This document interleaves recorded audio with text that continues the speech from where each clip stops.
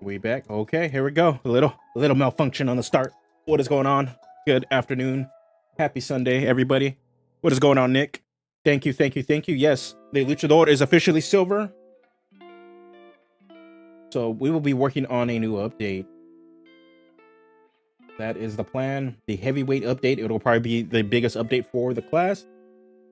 It'll probably take a couple, like a month or couple months if I really hit it hard. Or I want to add at least 2 new subclasses, magic items, as well as some NPC stat blocks, and that also is going to take some time because we're also going to need to get some sick ass art.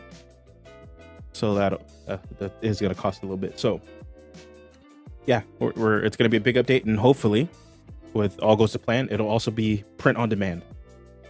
So there will be you'll be able to physically buy a printed copy of the Luchador. So yep. Give me a sec. Still setting some stuff up. See. Okay. Need to open this up real quick. Okay, cool. Cool. All right. So today the plan is to talk about. We're gonna sit down and actually watch this new what are the 2024 5th edition core rulebook video that Wizards of the Coast just put out this week. They shared some interesting things on what's to come in the next playtest for the update for their next Unearthed Arcana. So it looks like we are going to be revisiting the expert classes. No word on when we're going to see the monk, but the monk is mentioned. I did watch it ahead of time just to kind of get an idea of what the hell they're doing. I'm pretty sure if you're in here, you most likely have watched it also. So some interesting tidbits on here, and it's also sparked some discussion I've seen on some discords in regards to the additions and why is it not being labeled a new edition. So we'll get into that in a second. Making sure I have all my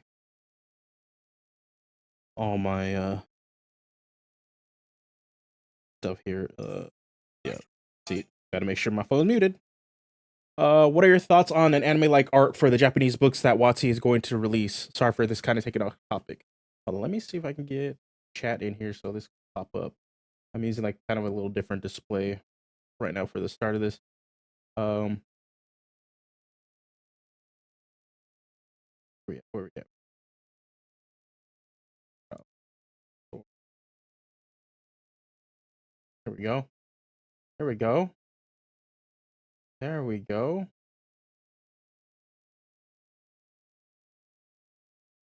Okay. So what are your thoughts on the anime-like art for Japanese books that WotC is going to release? Sorry for the kind of going on.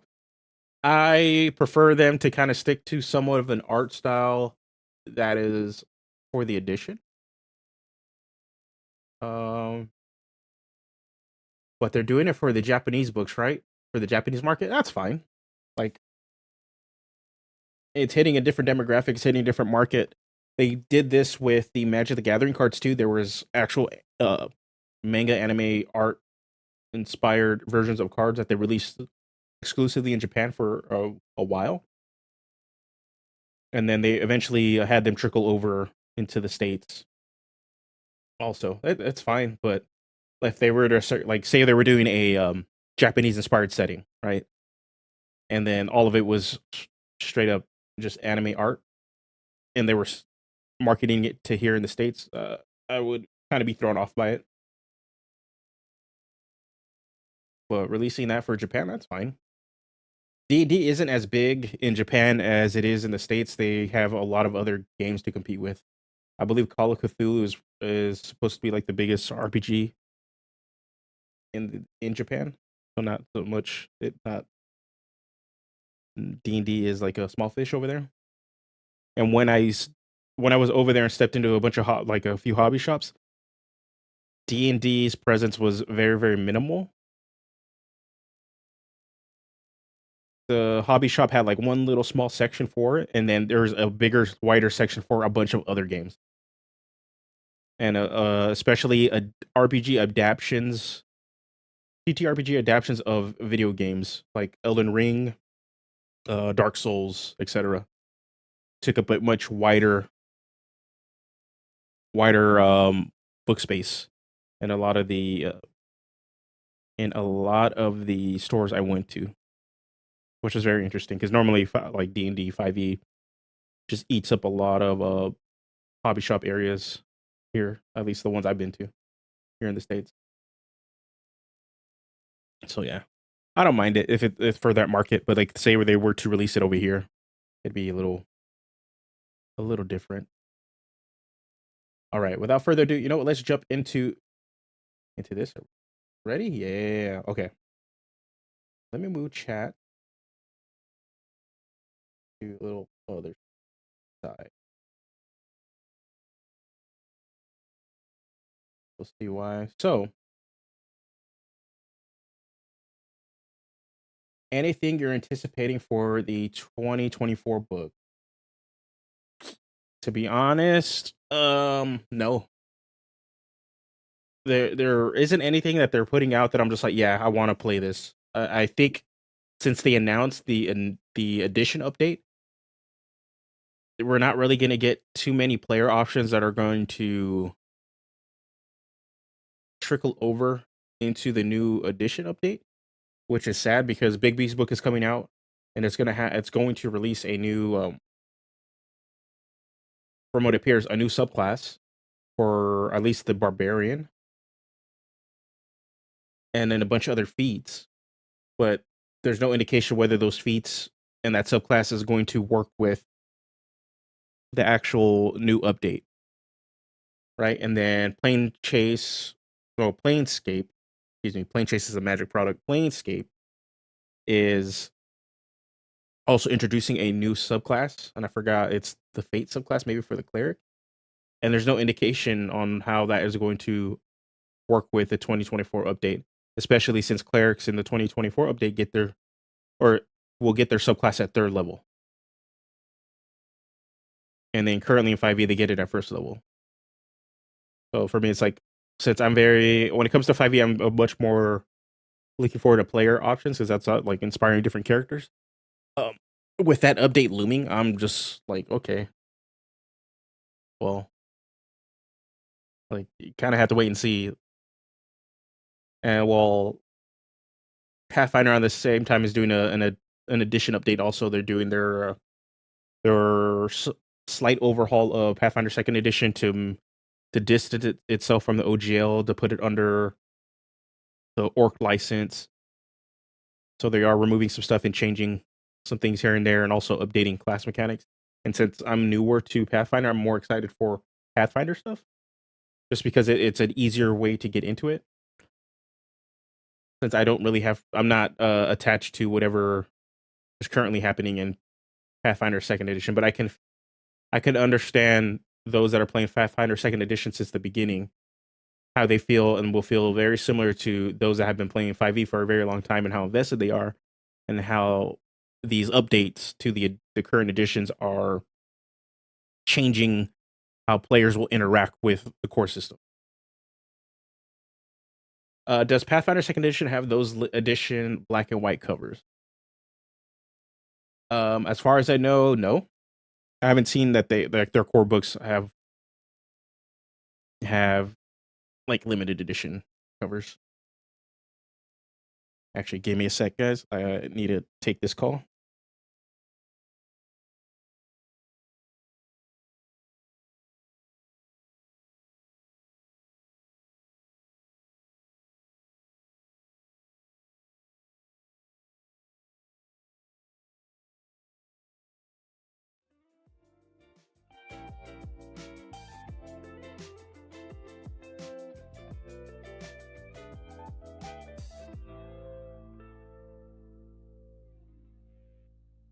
We're back. So yeah, as far as Pathfinder, I don't know if they have like special edition versions of their books. I would hope so. Like it's a cool collector's thing to have like special covers for your books, but I don't know if it's because of the demand and pretty much the sale of the books if they just don't do that.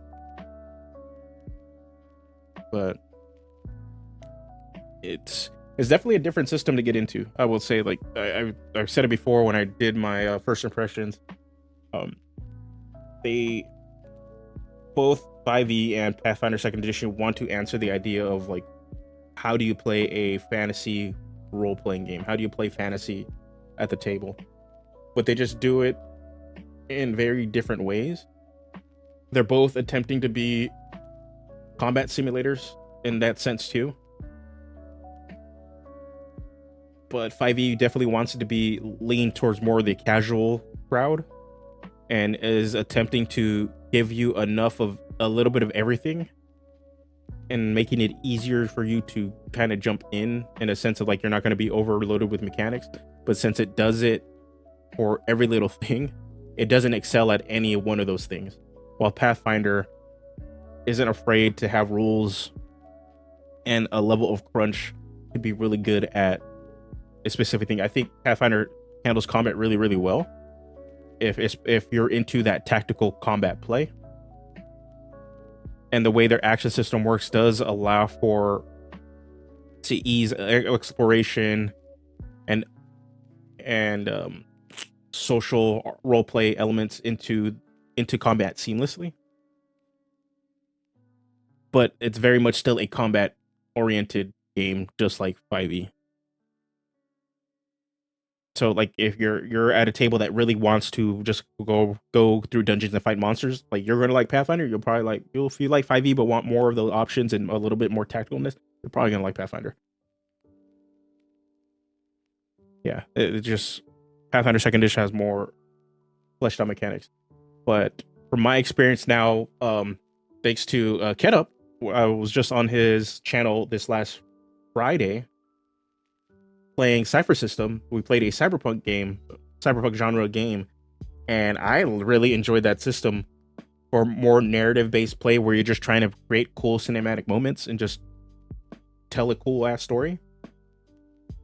I think Cypher System is is a really great system for that. And since it is system neutral, or it's genre neutral, and you can play any sort of system with it, or any sort of genre with it, excuse me, it is really, really solid. So I for those that want a bit more narrative style game that isn't really too hard to pick up to learn how to play, I would definitely suggest people check out Cypher System. It's really, really solid.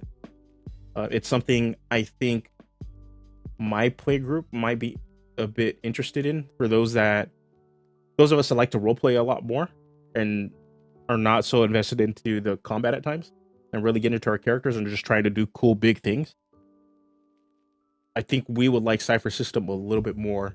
But for those that really like combat in like for 5e and Pathfinder, they might not like it as much. And it's not that Cypher System doesn't have combat either. It does. But the way the mechanics work and stuff, and especially ciphers, how powerful they can be and so dramatic there, it's more about telling a cool ass story and making cool stuff happen. And you're not really, in a sense, you're not bogged down by the intricacies of the crunchiness like Pathfinder would do in those moments. And the same thing with 5e, like you're not stuck there trying to figure out if the rules are going to allow you to do it or not. From what I felt, Cypher System allows for that already to be built in and nudges you to be like, yeah, you go make those cool moments, make those memorable things. I believe the live stream isn't up anymore, but for Lonely Gray, which was the one shot I was in, Ketup is gonna have it on his channel. Once it's up, I will repost it on the community section. So yeah, definitely a very enjoyable experience. It's fun. I'm looking forward to like picking up my own Cypher System books and trying to run my playgroup through it, because it supports superheroes, and I freaking love superhero stuff. And it seems like a much easier system to run a superhero game compared to something like Mutants and Masterminds. All right, without further ado, let's lower the music down. Let's go become a React Andy. Let's watch this. What are the 2024 5th edition core rulebooks video that WotC just put out? Big? Okay. Okay. Well, we'll get it. I'll answer that question in a second because they do cover that in this thing.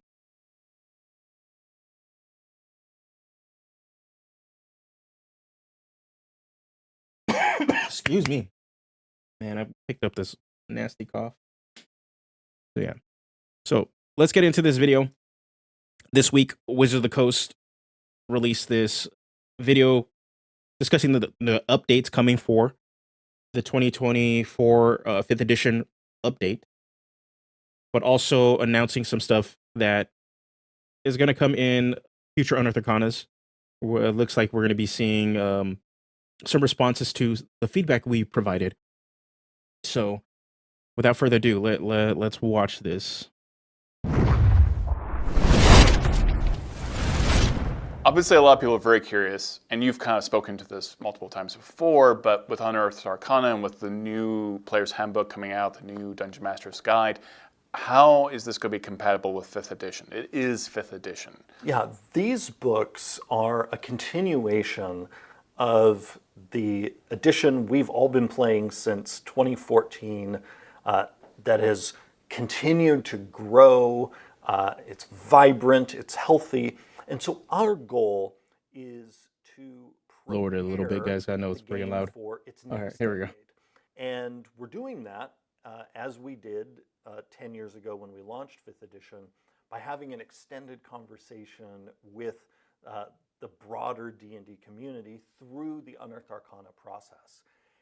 Our end goal is that we will include in the 2024 rulebooks all the best elements of the 2014 rulebooks, along with new material and also old material that has been refined.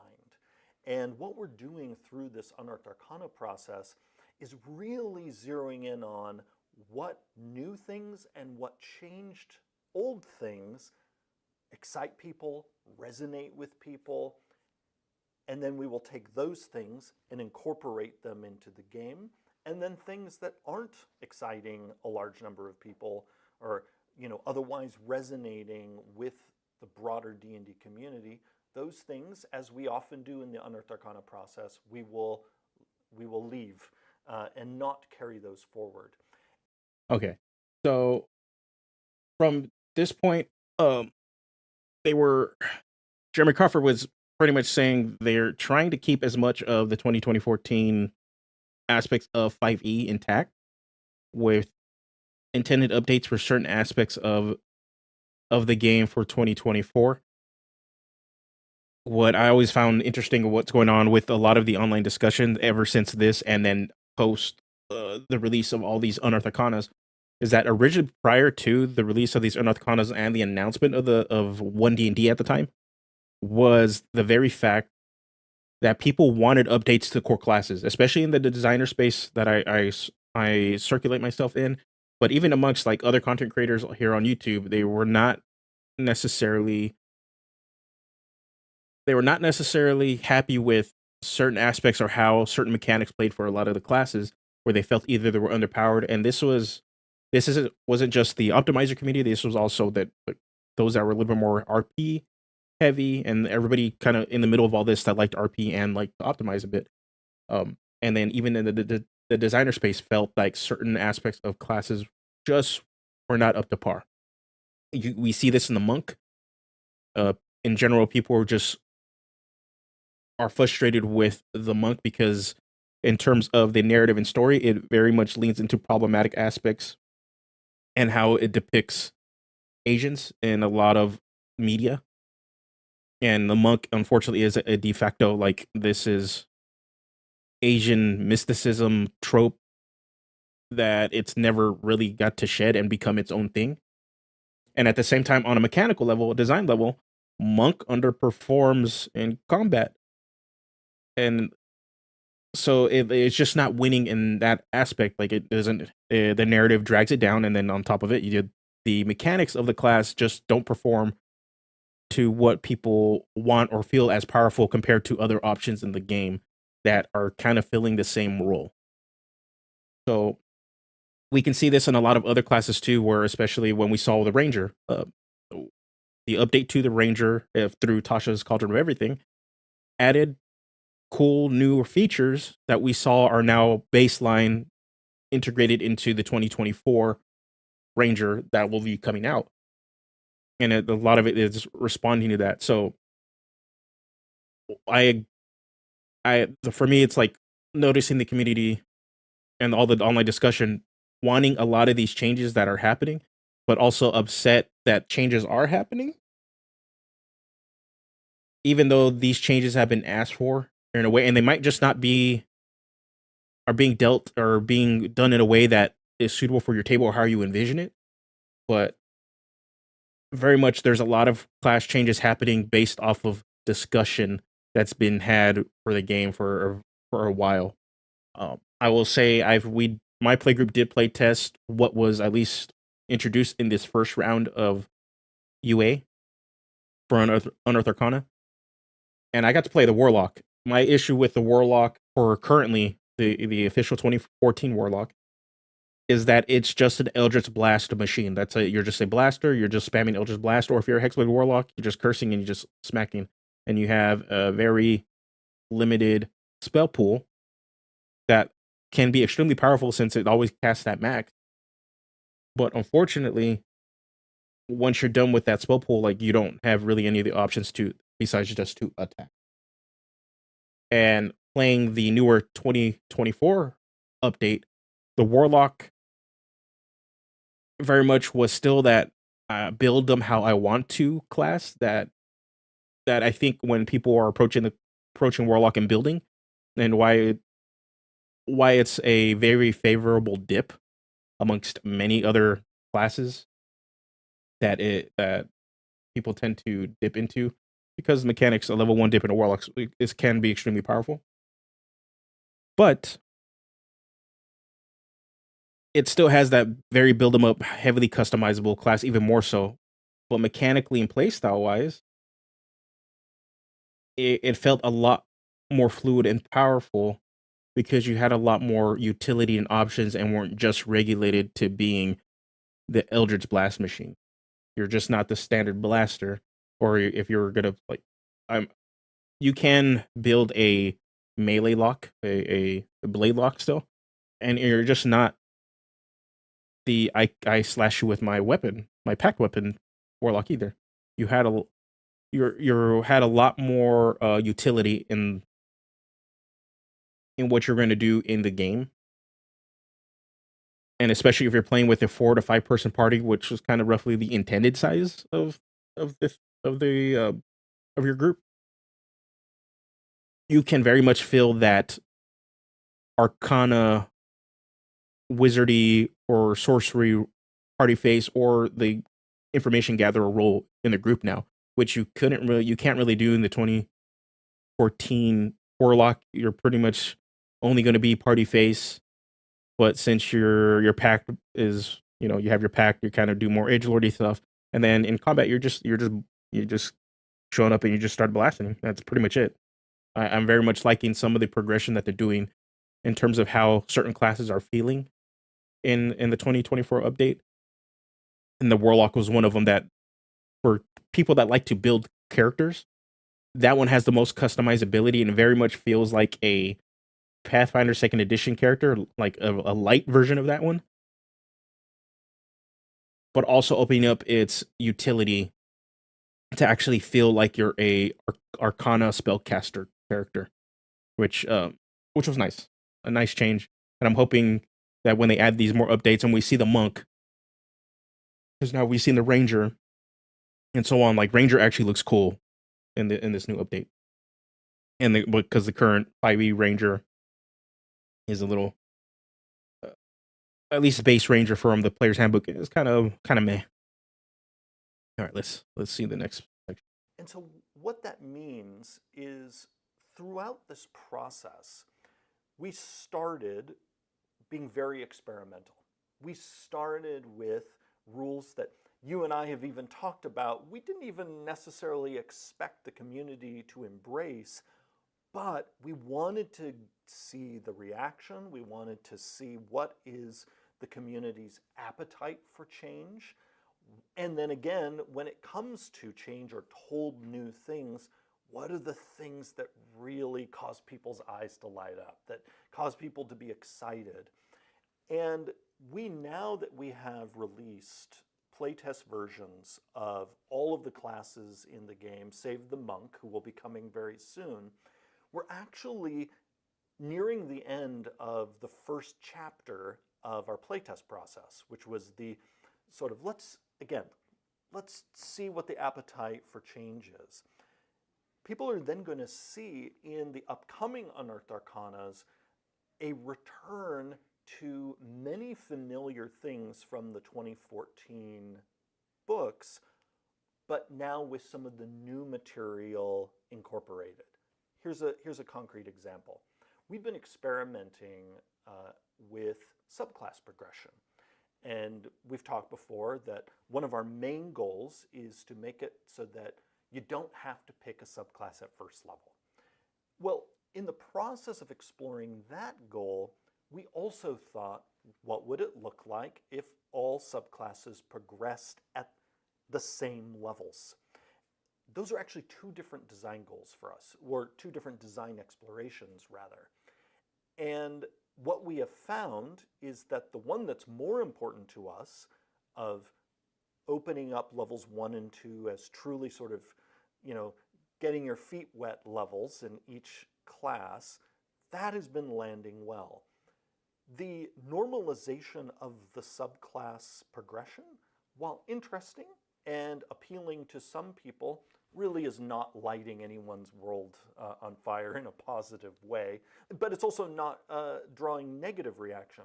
But as you and I have talked about before, what we want is delight. And so if the response to something is largely meh, well, then we're leaving it behind. And so you're actually going to see in the very next Unearthed Arcana, when we revisit the experts and the priests, their old subclass progressions are going to be back. But without subclasses on first or second level. Mm-hmm. So suddenly you're going to see us moving to a point where it's going to be easier and easier to even just point at and say, oh yeah, that's the thing that changed there. Okay, there's a lot to unpack right in this nice little chunk. Okay, so for me, this is not surprising as the result of why people were not necessarily excited, but also didn't care too much about subclass standardization. So with the 2024 update, at least we've seen in these Unearthed Arcanas, all classes were going to progress pretty much have subclass progression all at the same level. Amongst the designer community, they have been very, very vocal, at least in my circles, that they do not like this. They feel like subclasses should come on at different levels for different classes based off the narrative, especially or more into narrative design. Completely understandable. I personally agree with that. But for me, even then, I would go more so, and I would like if they were to somehow allow you to pick your subclass at first level, because pretty much every class can be justified to getting that specialization at first level. At the same time, subclass standardization, what it allows to do, and I think, yeah, okay, I'm seeing the chat. You just brought it up, Nick, is that what a standardized subclass progression allows to do is to introduce concepts that can be broad, but still flavorful and filter them into classes. So what we saw that in the Strixhaven classes or subclass or Unearthed Arcana back before the Strixhaven book came out, they tried to introduce a subclass for specific colleges, and that multiple spellcasting classes can take and put into and then take as a subclass and have access to certain features that will come online at certain levels. But unfortunately, since all the classes have different subclass progressions, it was an idea. While it was a neat idea, the execution was flawed because the base that it's trying to be built on top of was not, the foundation was not strong for it. Now, in a standardized subclass progression, this makes a lot more sense that you can introduce a Lorehold subclass, a college subclass, and have that filter out through every mage class, because you can just, everybody gets their subclass at the same level. And say if they were to release or update a Fizzbands style book where you're going to have dragon options, instead of creating multiple dragon subclasses, you would have one dragon subclass that it fits into all the classes, or you can introduce multiple dragon subclasses that are based on the overarching like class groups. So like warriors are going to be a lot more physical, right? So you can have a physical based dragon subclass that fits into that, and then say you want an expert dragon subclass, well, boom, you can have that, and a priest one, and then so on for a mage. Makes it a lot easier to design for that, especially since those certain narratives are easier or overarchingly can apply to multiple aspects of it. And that's why I think if you look back at books like Fizzband, people felt they were cut short on terms of subclass options because of how pervasive dragon narratives are in a lot of class fantasies. Yeah, so like again, people were clamoring for a draconic warlock, a draconic druid. Like if you're a druid that can just turn into a dragon, would be sick. If you're a warlock that answered to a dragon, that would be awesome to play. If you're a dragon knight, if you're going to be a fighter, that would be awesome. But it's pretty much a missed opportunity, and a lot of it, you can't do these things without a subclass standardization. But I'm not surprised that this again got walked back. At the same time, we're not getting a full walk back. So they specifically said levels 1 and 2 are going to be your onboarding levels, and everybody is okay with that. Till the first 2 levels, we're still not going to get subclasses. So from what it sounds like, after 3rd level, you will be getting a subclass, and at the rate you get your subclasses will vary from class to class. So it is a slight, not a complete walkback, but it is one of those things that it looks like they're dead set now on not introducing subclasses in the 1st and 2nd levels. Allow those to be walkthrough of the class levels, like pretty much tutorial levels. And as soon as you hit 3rd level, this is when you pick your subclass. And then after that, all subclass features will come online at varying levels depending on your class. Which it seems like they're trying to have their cake and eat it too at this point, with in terms of how that does. Excuse me. It seems like they're trying to have their cake and eat it too in terms of that design. And if they do walk back, because we haven't seen how they're going to filter some of this stuff back in for the expert classes, which we will be seeing soon. But if that's the case, where they're walking back and we're going to have subclass progression similar to what we currently have, that pretty much is a huge nerf to Rogue, and it kind of sucks for the Bard. So looking at subclass progressions for the Rogue currently still gets their subclass at 3rd level, but they don't get another subclass feature until 9th level. So what the 2024 update allowed, or when they introduced the standardized level progression, they gave the Rogue a subclass feature at 6th level, which really did the Rogue a service to have the player feel like they're actually playing their subclass in those mid tiers of play. Currently, the only Rogue subclass that really picks up any sort of features or upgrades in that low mid tier play is Arcane Trickster, because they actually get more spells within that range, that level range. between 3rd and 9th level. Every other rogue subclass doesn't get anything because they don't get another feature till 9th level, which sucks. So that second tier of play, like you're a rogue, but you're not like that cool rogue. You're not really the phantom rogue. You have your one phantom subclass, or subclass feature, but that's pretty much it, right? While every other class is getting another feature, another subclass feature between those levels also, and still get to do and feel more like the specialized character that they are. It sucks. So I'm hoping that they don't revert it completely back and allow for some of the like singular receptive changes that people did like to stick, and not just go with the overarching, okay, we're just going to revert everything back. And then in the same case for the bard, while it is very powerful for the bard to get magical secrets at 10th level, they don't get an additional subclass feature at that level. So they kind of do get shortchanged a little bit. Getting additional spells from any list is extremely powerful, but also at the same time sort of takes away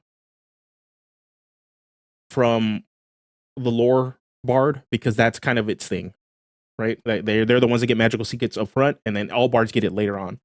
So it's one of those things.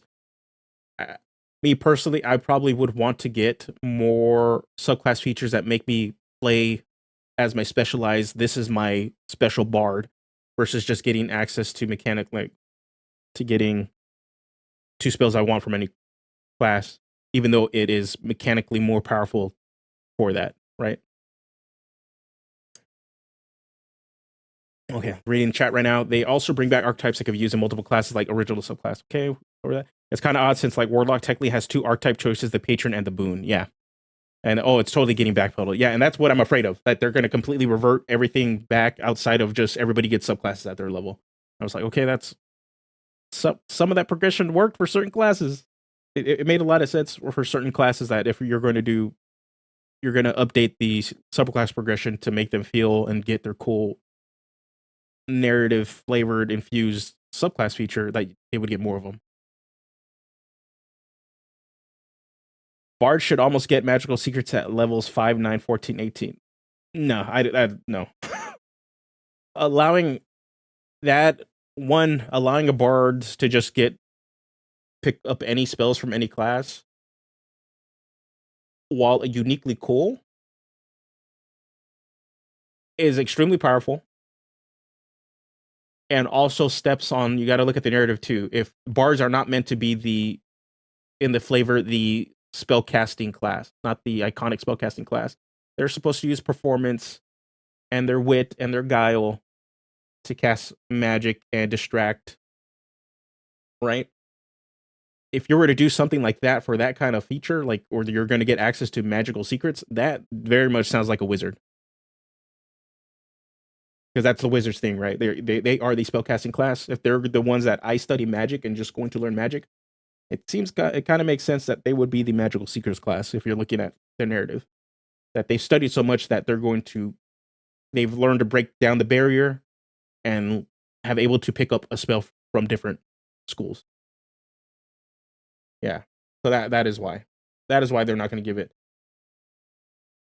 So yeah, they're a jack of all trades, but jack of all trades is you know a lot of different things, but you're not great at any one specific thing. Jack of all trades is master of none, as the saying goes. So the reversion, this half step back there of the subclass progression definitely is more of a mechanical entryway ease point for newer players, and is definitely not something experienced players alike or care for. As somebody who's been playing since around what's it called, the Elemental Chaos is when I started playing 5e. I very much just want all my options up front. I want to build my character the way I want and have the subclass already picked out from up front. And I'm not the only one that feels this way. It's just, and it's very common thread amongst enfranchised players to just like, yeah, I want to build and mold my character from the get-go. like just straight up. But I do see the benefits of a standardized subclass progression, even if it's kind of boring. Um, it is definitely geared towards newer players, onboarding them in terms of class narrative. It does make classes to be designed in a way that they have a distinct role and what they're meant to be doing, as opposed to what right now in the 2024 versions of the classes, where any class that is built with a subclass starting at 3rd level, their first 2 classes really define on what they're supposed to be doing in and out of combat. And then any class that has their subclass really coming in at 1st level, their subclass has much more weight on what they're supposed to be doing in combat, which, unless you're an experienced player, you kind of just know what you're going to want to do. Newer players, I can see having some sort of issue with that, or like struggling to pick. But at the same time, Wizards of the Coast doesn't put out any sort of onboarding tools in their players, like their starter sets, or pretty much anywhere, to really help facilitate that onboarding to make that much easier. And I look at something like Pathfinder 2nd Edition, the beginner's box, where they legitimately have 2 pamphlets, and one pamphlet specifically is teaching you how to play the game and where to actually put stuff and how to make choices, etc. It's probably like the perfect onboarding in comparison to the beginner, like the starter sets and the essentials kit for 5e, where they're just like, here's an adventure, here's the basic necessities you need to play, and have at it, boss. Yeah. They should make bards half casters like in older editions. Full casting, subclass at 1st, no later than 2nd. Martial, subclass at 3rd. Yeah, I could see that. I think if they're going to be doing like martial subclasses at 3rd, they need to have better tools or better ways to guide DMs to allow that story progression to actually happen in their games, and facilitate that either through the DM's guide, or if they're going to be releasing campaign books that start at level 1, guide the DM to be like, hey, when you get to 3rd level, here's some branches you can go off for certain classes that are getting their subclasses at this level that can help facilitate them earning that subclass. Because like, let's say like the paladin probably has the weirdest, like for me is like, I know is a big hang up within the community, because they're very similar in the sense to cleric, where their oath is the cornerstone of their identity, yet they don't get that until 3rd level, and it makes more sense narratively that they get that at 1st level.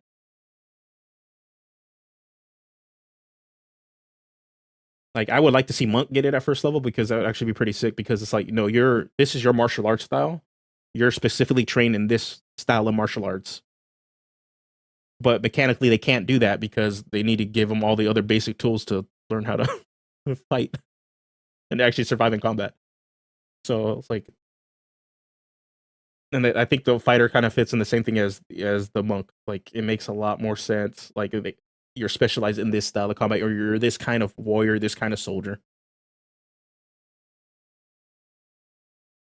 I have never seen a new player have a massive issue choosing a subclass, but I have seen the spell slot system cause delays. Yeah, well, spells in general are always going to cause pause. Pretty much understanding how the spell casting system works in general. Like, my first character was a fighter specifically because I did not want to learn how to like deal with spellcasting. I just want to learn how the basics of the game, and then eventually my second character was a wizard. I just dove right in after learning the basics. So yeah, like the spell slot system making it. I think when we're looking at how they changed the warlock and having it now a half caster, it makes much more sense why they're kind of sticking, as much as that you lose pack casting as a like its own special spellcasting variant. It makes more sense if you have a lot of stuff more, or like all the spellcasting kind of function the same way.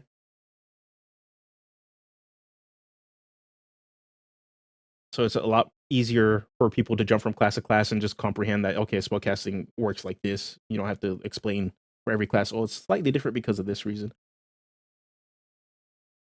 Do you think integrating Battlemaster maneuvers in base fighter would be broken? No. Uh, no, it wouldn't have. Um, the problem. Everybody wants maneuvers for fighter. I want maneuvers for fighter in the base class. In the original playtesting, from my understanding, fighters had maneuvers before it became 5e. Fighters had maneuvers in their base class, and then the small portion of people that were playtesting 5e at the time, which was called D&D Next, straight up said, no, fighters need to be more simple.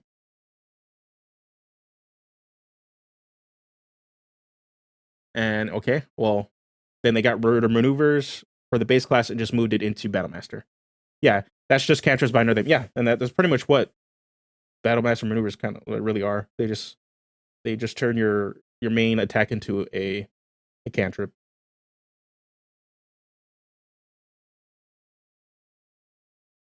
But now pretty much they're in this weird they're this really weird spot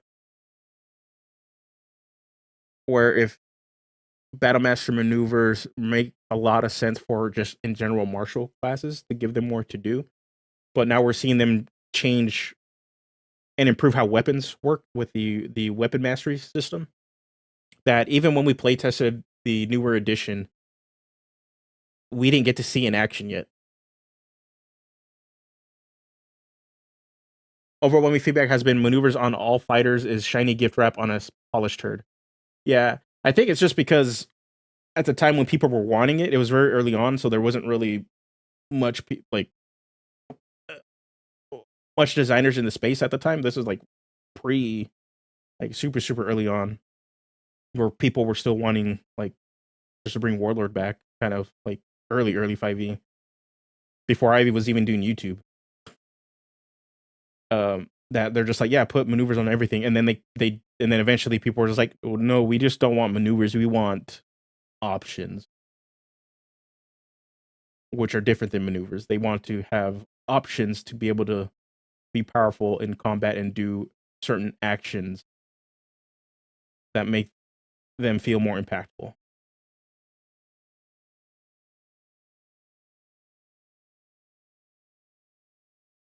In 1D&D, we could treat levels 1 and 2 as prologue tutorial. We already start at 3rd level regularly. Yeah, my group, the same thing too.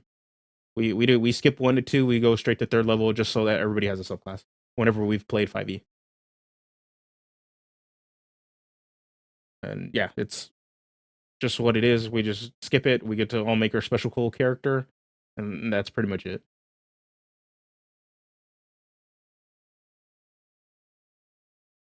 Yeah, pretty much a lot of people want certain ideas from 4e, but it's still that the unfortunate negative connotations that 4e has that the community has yet to let go, even though they like a lot of aspects of 4e.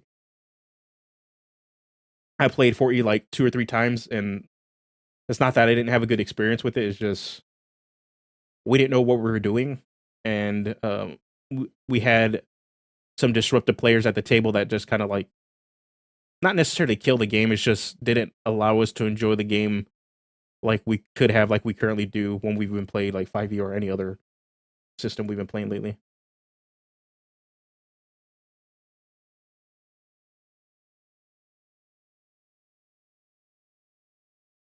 Another thing though, if they're going to be completely reverting back or like at least somewhat of a walk back, depending on how like how big this walk back is and how much that level progression is going to be. The Xanathars and Tasha subclasses are gonna their conversion to work with the update isn't gonna be as much of work as we initially think it was. Obviously, there's still gonna be some work to be had for like clerics. Anybody that has a subclass at 1st and 2nd level, those are gonna probably have the heaviest conversion. But then if you look at like fighter, you look at rogue, you look at ranger, you look at paladin, anything that comes in at 3rd level, as long as subclass progressions is the same or similar, the books are still going to work. And this is where we get that level of backwards compatibility back. This was something I was criticizing WotC on this since they first announced this. Yeah. Yeah. So it's like we get the thing that we kind of like people have been wanting. Those old books are no longer like actually still work. And at the same time, it's one of those things that is a win-win for WotC. They don't have to do as much work to revisit these subclasses to make sure that they work with the system. But at the same time, like we know some of these subclasses are going to get touched in and put into the new player's handbook and be updated so that they are either balanced, especially if they are popular. As I will say, like there's no way that Hexblade Warlock isn't added into this new player's handbook and is not updated and nerfed. So one of those things like we're gonna see some of those Tashas and Xanathar subclasses that were extremely popular probably make it into this book and also be updated so that they are better balanced, relatively better balanced, hopefully. Yeah. This is something I was criticizing on since they first announced this. Now this is actually backwards compatibility. I can think of one company that probably isn't super stoked to hear this. Yeah. Yeah. But and Cobalt Press. If you guys haven't seen my video on my take on Tales of the Valiant, it's up on the channel. It's been circulating. You may have saw it. Cobalt Press. What they're doing with 5e is very much going to be shaping up to be its own thing, but it's definitely not something that's going to stack up against this 2024 update. Unfortunately, it is not the D&D killer that people are hoping it's going to be. And it never is. And a lot of that is because its DNA is too much linked to 5e D&D, and it's not pushing in its own way to be its own thing while attempting to still carry the torch of 5e. So go watch that video. I go into what my feelings a lot more deeper, and it's only like a 5-minute video, so go check that out. So yeah. So some of the bad parts of like regressing this subclass progression, though the overarching one, is that still their class nerves are going to be a little funky because everybody's going to get their subclass at their level. So they're not completely reverting back like sorcerer, warlock, and cleric to first level subclass progression. They still will only get their subclass at third level. So there's still some wonkiness. They're still going to need to somehow change the class narrative that we're used to have those things make sense for people that really care about lore. Like for me, it's a mechanical thing. I'm starting at third level. I don't care.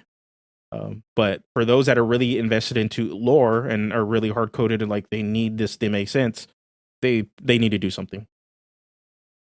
They need to do something because even then though, like I said, like the paladin example, it makes sense. Paladin has their subclass at first level because of their oath. Their oath is so tied into who their actual core identity, of what they are, what they stand for. Getting just like choosing that at their level is weird. And just like, yeah, like even though I'm just kind of this holy divine warrior that is empowered by my belief in an idea, I don't really have a clear idea of what that is until I've adventured a little bit. So still going to be a thing. Well, yeah, that's pretty much like one of the main sticky points. And like I said, Rogue and Bard also kind of lose out a little bit if they also remove the 6th level and the 10th level subclass features for them. They kind of have those levels that get skipped over to give them more subclass identity, more narrative. So if they just reverted back to the old stuff, it'll be easier to, again, transition Tasha's and Xanathar subclasses. But at the same time, they don't get the extra flavor bump that they could be receiving at those levels. All right, let's jump into this. But then here are all the things that are exactly as we've been playing them since 2014. And so this is all a part of the process as we move toward sort of refining, finding all the best parts as we build the 2024 versions of the books, with the goal that they will be usable with the 5th edition adventures you have now. You'll be able to open up Curse of Strahd, Princes of the Apocalypse, any of our others, and play them with these new books. Why was this important for the design team to make sure that all that content still worked together? Like, why not do another edition? Like, what was about 5th edition you wanted to maintain?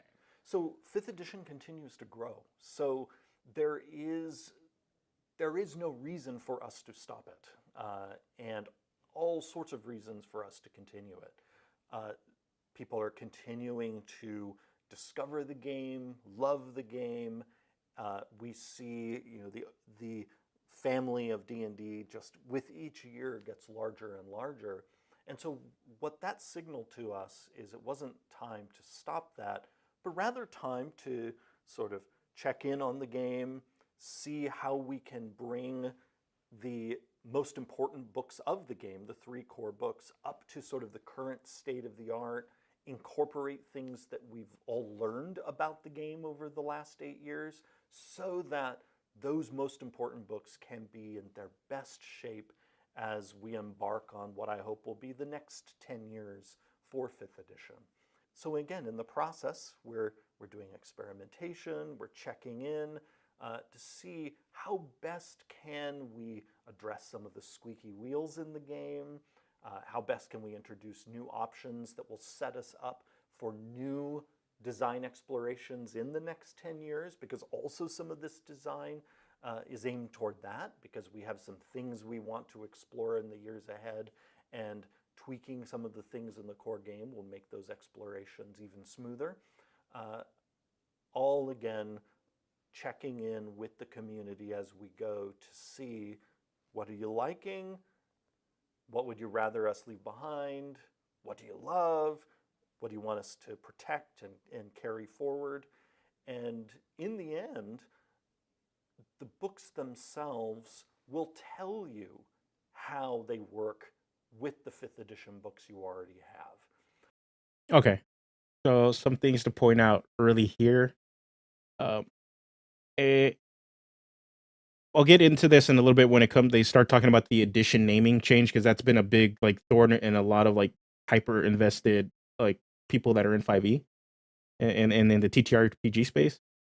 But it is no secret that 5e is still selling in some capacity on a mass market, and that plays into exactly why they're not going to change the edition name. And again, I'll get into it in a bit when they cover it right now.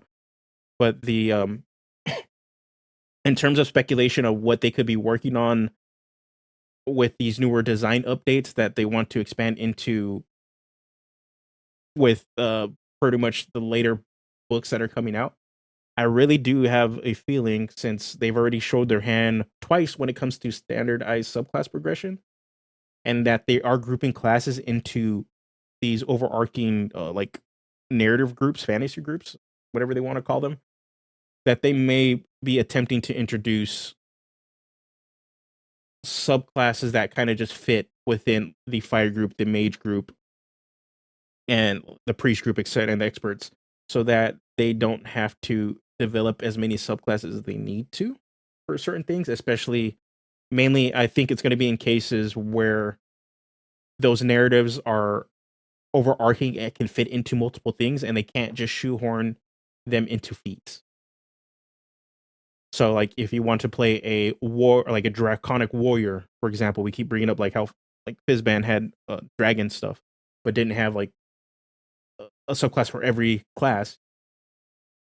They could release something like that where they have a draconic fighter, or a draconic warrior subclass that filters into all the warrior subclass or all the warrior classes, instead of pretty much trying to design that for a draconic fighter, a draconic monk, a draconic, etc. Like,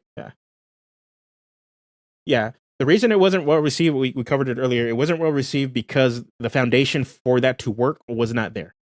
It was an interesting idea. I've seen other people play with it. I believe Ukulele Bar played with the idea for an Eberron I believe it was an Eberron inspired supplement that you can find on the DMs Guild, that they created overarching classes based off of narratives that are like have a heavy identity to Eberron that can be filtered into multiple classes. So it didn't have a strong foundation for it, that this idea in general was Strixhaven, and also was like not really balanced. And the fact that they didn't have a strong foundation for it is where a lot of this concept just didn't work. What they needed to do was continue to work at it to make sure that it did work, because it's an interesting idea. And mainly for the narratives that are very overarching and bigger, to introduce them into some fashion that way, like a giant subclass. Giant magic in general is a very, again, an overarching idea for 5e, or for especially in the D&D lore.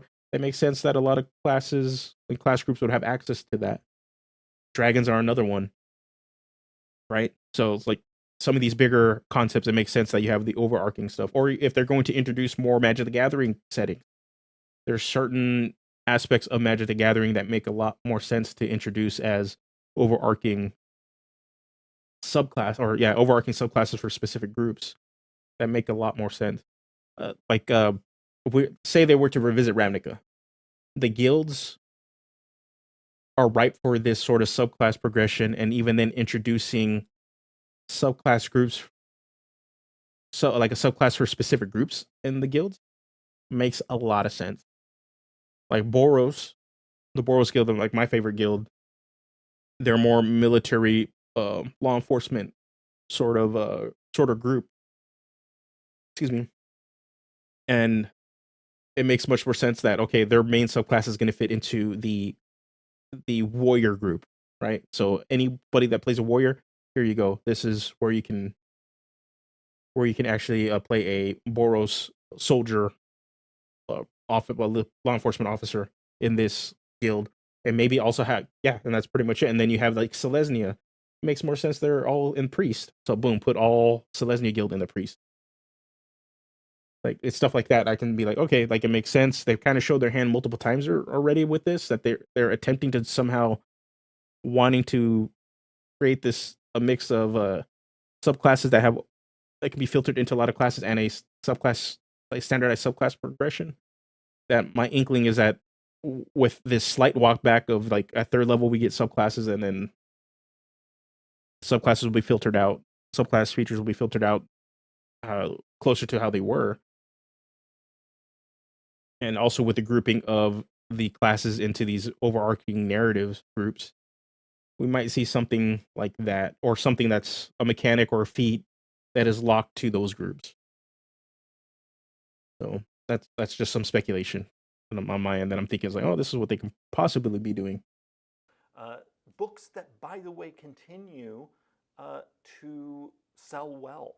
That's another reason why we don't want to invalidate the 5th edition libraries that people already have, because people are still buying Curse of Strahd. Yeah. People are still going and looking for a copy of The Wild Beyond the Witchlight. New groups are discovering Journeys Through the Radiant Citadel, and that book is the best book they probably put out lately. I want to keep that going. Journeys to the Radiant Citadel is an amazing book. Get the core books in the best shape they can be for the next phase of this edition, while allowing all of those other fun books to continue to be used. Focusing on the design needs of the players seems like the focus of all of this. Absolutely. And just kind of this core advantage of, but you can do all this playtesting, but you've had 10 years of playtesting for 5th edition, so it's a good time to update. So we've been talking about the Player's Handbook and the Dungeon Master's Guide and the Monster Manual and all the core rule books, and we're identifying them as kind of 2024, the 2024 Player's Handbook. All right, we're going to get into the name discussion right now. Guide. Why the sudden focus specifically on the year? So in our internal design discussions for almost 3 years now, we have been using the year designations to differentiate between the different versions of the 5th edition. Okay, just wanted to answer. It's an adventure book, so I don't get it. The setting seems cool, though. I think when it comes to making sure that the adventure books are backwards compatible because they still somewhat sell is mainly to do with some of the more integral core aspects of the game. Like they're not changing how DCs work. They're not changing in general, not really changing too much how monsters work. They've already updated them with Monsters of the Multiverse. And the basic narrative structure, the pretty much the somewhat of the building blocks of how the game actually runs. The only things that really is getting those big update changes is the player portion of the game on how we interact with the system, which is the classes, which is still a big deal, and that's why a lot of people have criticized them to say like, "Hey, you said this is backwards compatible, but this big chunk of the game where we interact with it, you're making drastic changes so far that isn't really backwards compatible friendly." But in terms of like the companion adventure books, it makes a lot of sense that like DC's how monsters operate are pretty much untouched, and it's not really going to be. You can still run those as is, and it's just obviously they're just attempting to making sure that the classes what they need to do is still make sure that the classes still can interact with those aspects of the game, at least if they with these updates that they're doing to them. Rule books as we've been working on new versions. And so to make it clear for ourselves which version that we're talking about, we will talk about the 2014 Player's Handbook and then talk then about what we might be doing the same or differently in the 2024 Player's Handbook. So we have found that just for ourselves, talking about the release year is a great way to be clear about which versions of the core books we're talking about that are basically different versions of the core books for 5th edition. So, we need to be able to talk about different rule books over the course of a long-lived edition. And we found, at least internally, that referring to them by year is, for us, the best way to make it crystal clear what we're talking about. Me and other members of the content team knows that there is some capitalization.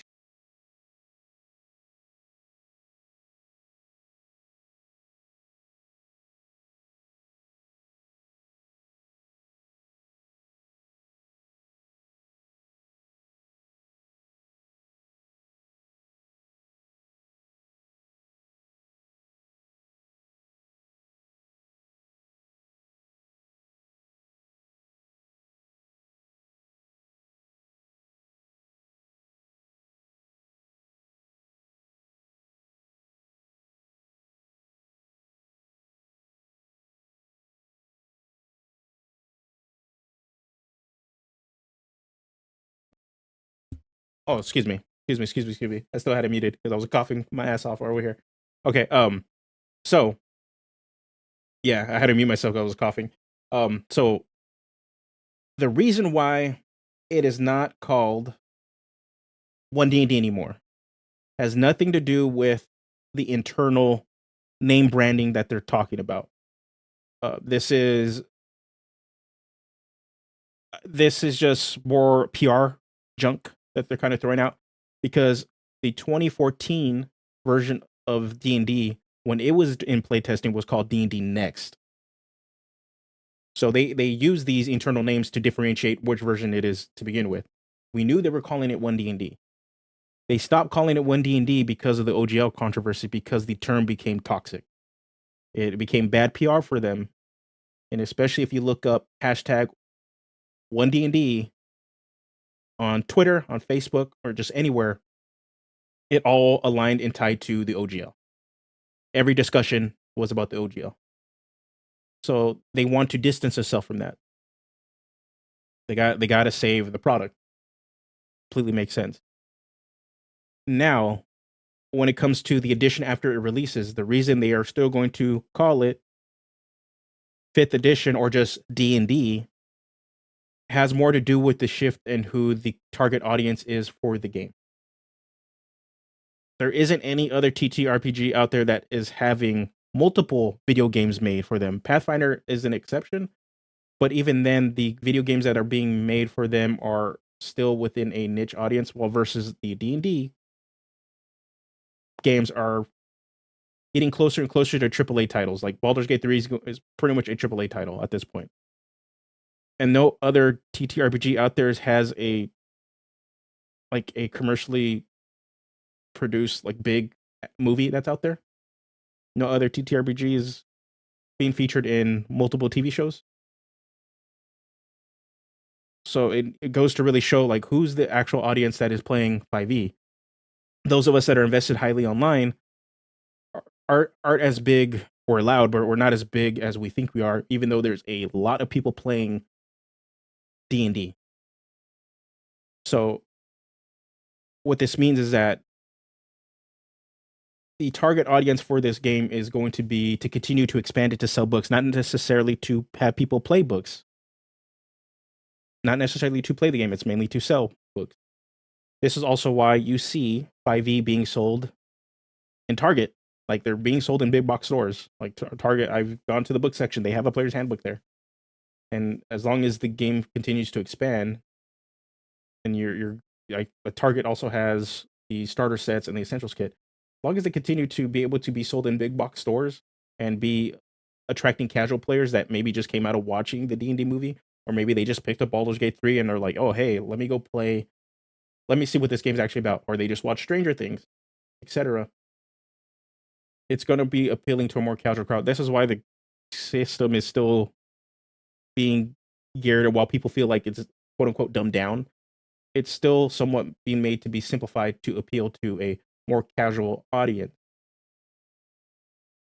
So this is why there's no name or edition change name, as much as those of us that are hyper invested in the scene and those that have been playing TTRPGs for a very long time are used to edition turnovers. 5e, or it will honestly, they're probably going to stop using the 5e branding and just start calling it D&D after a certain point. Is much easier to market and appeal to a more casual crowd and to sell books, whether these people are playing or not. So it's one of those things. Like I think those of us that are really invested in this game need to understand we're not necessarily the intended audience that they're really trying to sell books to in the same extent as they used to, because they're trying to capture a bigger market of more casual people that might be slightly interested. It doesn't mean we're going to get thrown a bone here or there, because they will. They're going to still give us certain things, and we've seen them do that and they drop the ball on it, like stuff like Spelljammer.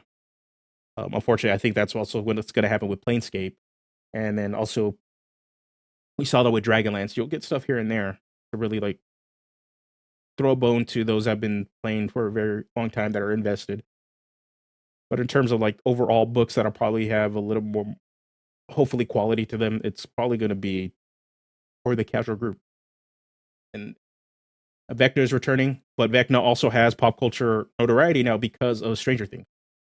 So it makes much more sense that Vecna returns, that you have a name that people are familiar with, and they'll go check out the D&D Vecna if they want to play that. And this isn't necessarily a bad thing.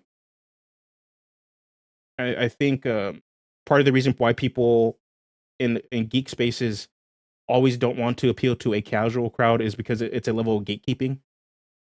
Part of it because there are just straight up bigots in our community. And unfortunately, they should not.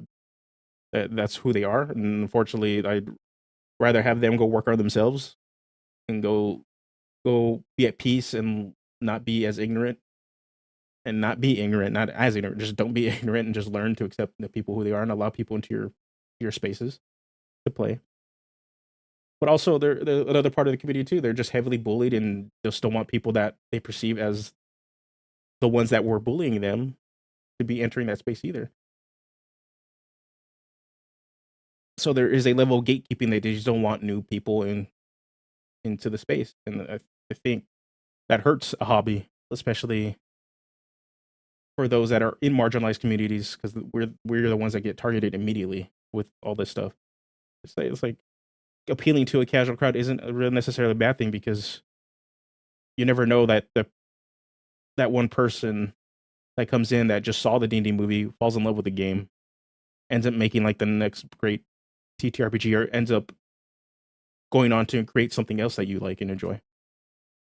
Like it's very obvious that we're seeing in multiple media now that a lot of people involved in entertainment, whether from comic books to movies to TV, etc., have played this game, and they're creating other cool stuff because this game allowed them to facilitate and create, allow them to facilitate their creativity, and they've gone on to do other stuff that we love and enjoy.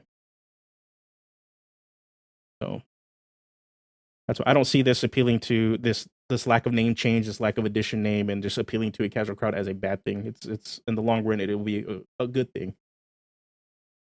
Just I think the part, obviously after the OGL, people are very concerned about is just how much of a stranglehold that Wizards of the Coast has on the TTRPG scene and the market, and are more than wary enough and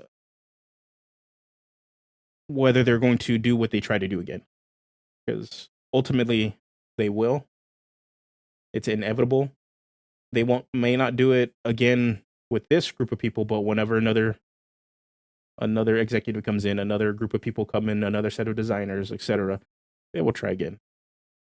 This is the first time, but but yeah, it's just the naming of D&D, and it's never going to be an edition change, is simply because it's easier to market to people that are coming in from these newer pipelines of the game, these newer ways that they're interacting with the game or the brand, that want to try out this game. It's easier to sell than tell them, yeah, go pick up the player's handbook, and never tell them the edition name. And that player's handbook will always be the most updated version of 5e. Yeah, if you want to play the game, just go pick up this thing. Just go pick up D&D.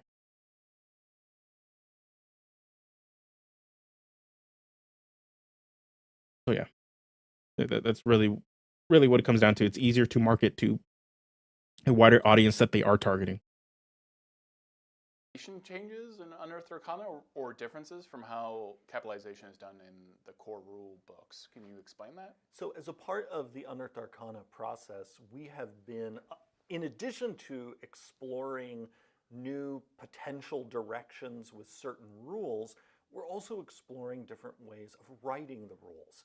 And Picks one up the of those 4e book. explorations that we've embarked on last year and have been continuing is looking at what do we capitalize and what do we not capitalize. And we started early on in the Player's Handbook Unearthed Arcana series capitalizing a whole lot of terms. We've actually reduced the number of terms in the playtest process that we capitalize, but it's still more than people are used to seeing in the 2014 core rulebooks.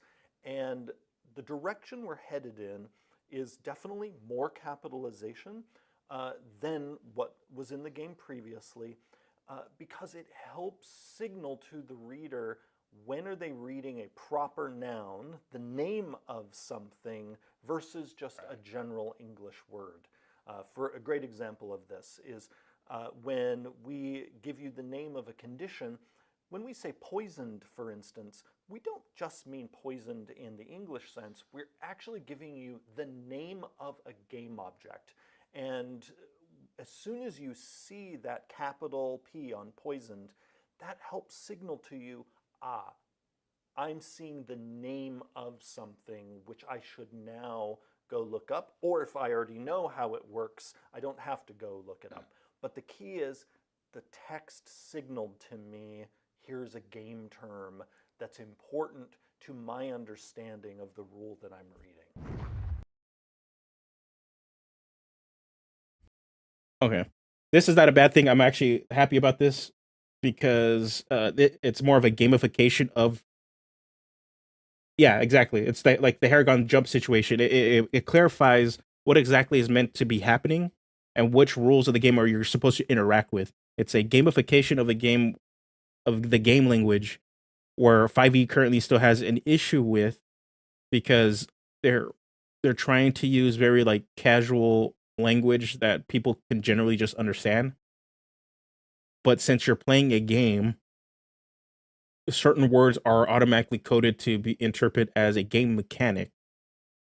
So now that they are going to use capitalization to dictate that, hey, this is a game mechanic you're interacting with, it's going to clear a lot of those issues up, especially with types of players that like to wiggle room and like bend rules in their advantage to try to figure out like this is what they can do despite the rules not necessarily saying that they can't do it or if they could do it, right? I think Trent Monk coined the term turd sick. The rules of the game doesn't say I can't, like, and that's pretty much it. It's to kind of target those players that try to weaponize the rules in a way and the wording in a way that gives them an unfair advantage, and making sure things are a lot clearer so that the Haragon situation doesn't happen again where they're using jump and then they kill themselves for jumping, that when they refer to a condition that it actually means the condition and not like a weird state that can be interpreted a certain way. I was wondering how Cobalt Frisk feels that WotC is going back on universal subclass progression. Ooh, who knows? Who knows? That's gonna be an interesting one. It's gonna be interesting to see at this point now if stuff like Tales of the Valiant changes now to kind of like go alongside with it. That'll be the most telling if that's the case, if they do change, or if they're gonna stick with it and still kind of branch off and do their own thing. Like for me, as somebody that like is now branching out and seeing other games and playing other systems and what they have to offer. For me, well, I think prior to this, if this was just going to be like Cobalt Press doing their own 5e, I would have been a lot more excited. But now branching out and seeing other systems and what they have to offer, I very much would like Tales of the Valiant to push harder into doing their own thing.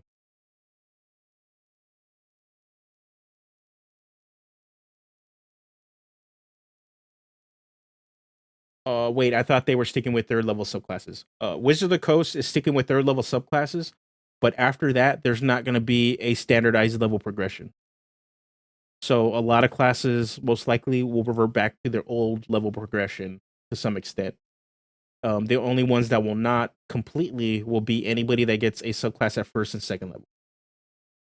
They still want those two first levels to be onboarding subclass, or excuse me, onboarding class levels. But third level, everybody will get their subclass at third level, and after that, it's a free for all. So they're kind of having their cake and eat it too. So it will make it a lot easier for classes that already have that standard progression to transfer those Xanathars and Tasha's subclasses into and make it truly backwards compatible. It'll be interesting if they just completely walk it back, because then at that point the game is completely 100% backwards compatible, and maybe we'll see that in the third round before these books get printed. Because now I believe we're gonna start entering the second round of the playtesting. I'm looking forward to Vagabond. Me too. And Indestructible Boy, Taryn, just actually posted an update if you're a backer, which I'm going to be diving into and kind of checking out when I get some time to do that. There's an update for the system for Vagabond. It's currently in development. I'm looking forward to it. Wanting to learn how to play it, so maybe I can actually design some stuff for it too on my own. Alright. Tales of the Valiant looks interesting, but doesn't really scratch the problems I have with 5e, sadly. In all honesty, why is there a grid? Okay, hold on. There's a grid. In all honesty, I don't think 5e players truly know what they want collectively. This is why they do the feedback testing. I don't even think the new D&D update is going to give 5e players what they want out of the system, because what people want out of the system is so varied that nobody's going to be truly happy with it.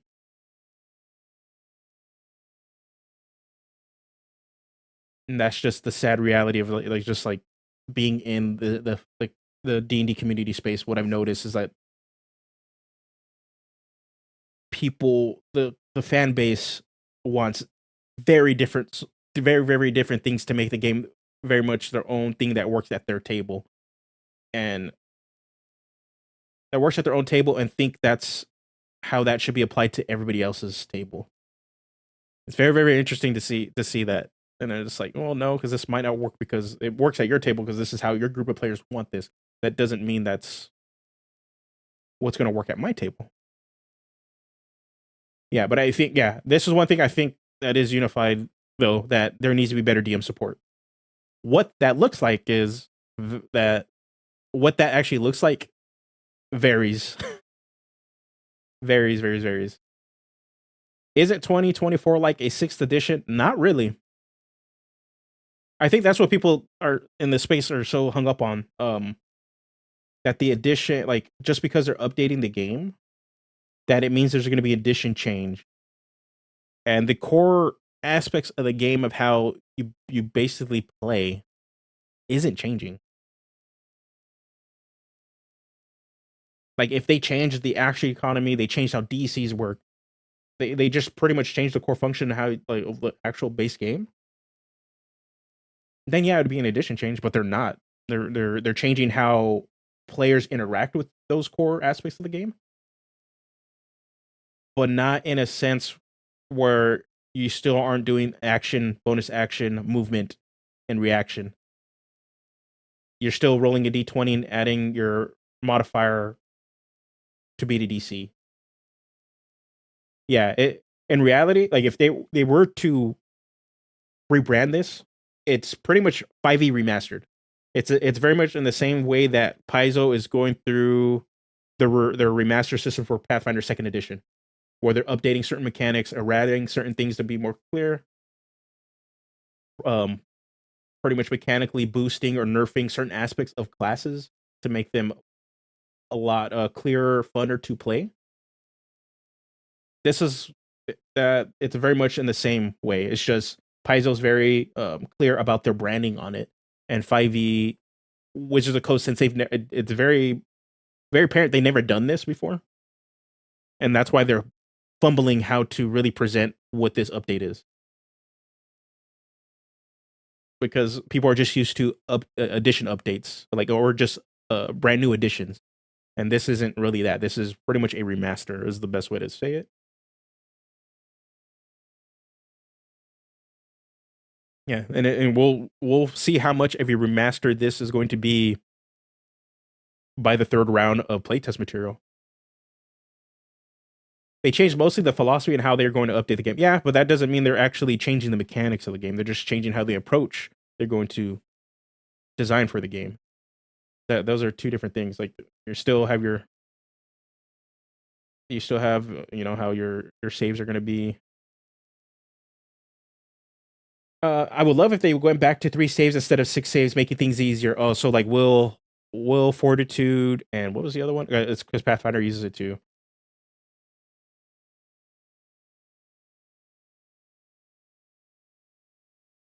I don't mind the 6 saves because I think with a 3 save system, you kind of lose a bit of like what makes certain stats viable.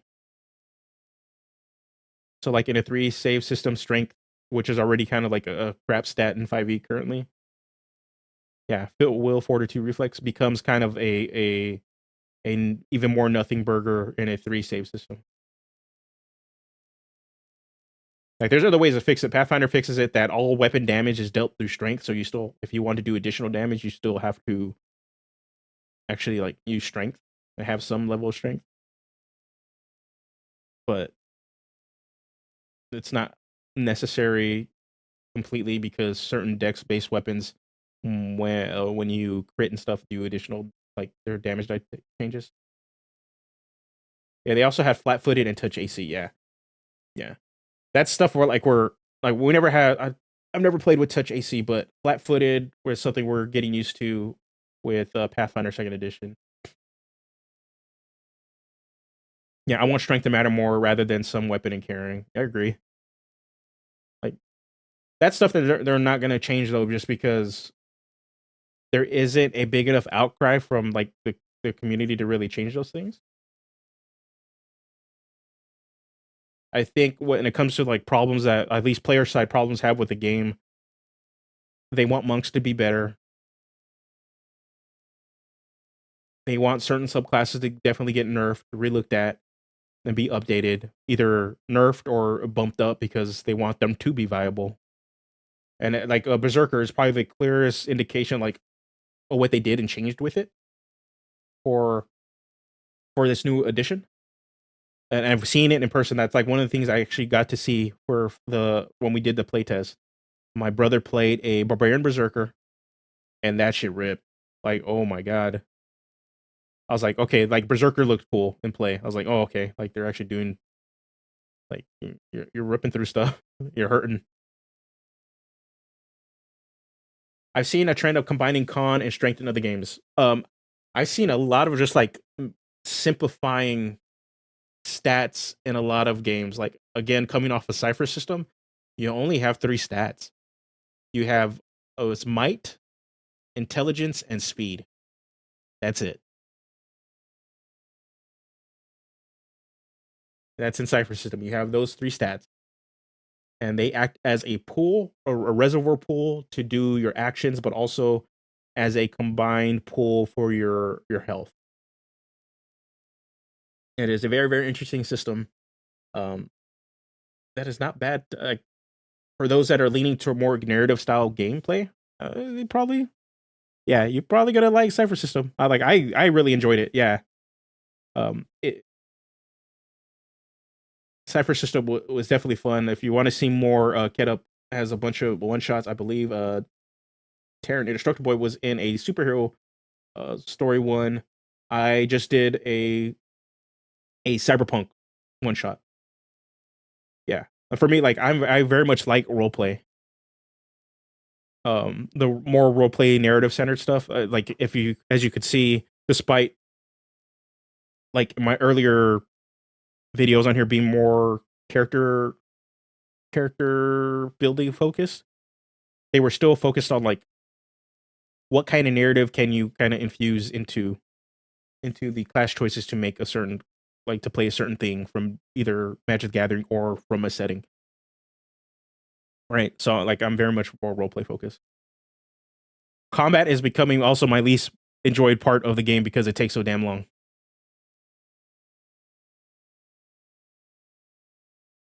Excuse me. Same thing. Like, it is becoming my least favorite thing because it takes so long. It's even worse when you have like a large group of players. So on average size of a play group, what, there's like 4 or 5 people, including a DM. So maybe like 5 to 6 people if you include the DM. My play group is about 7 to 8. So turns take a while.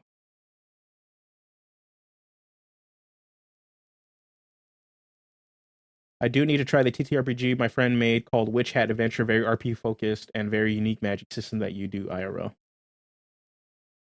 Yeah, and yeah, that's why.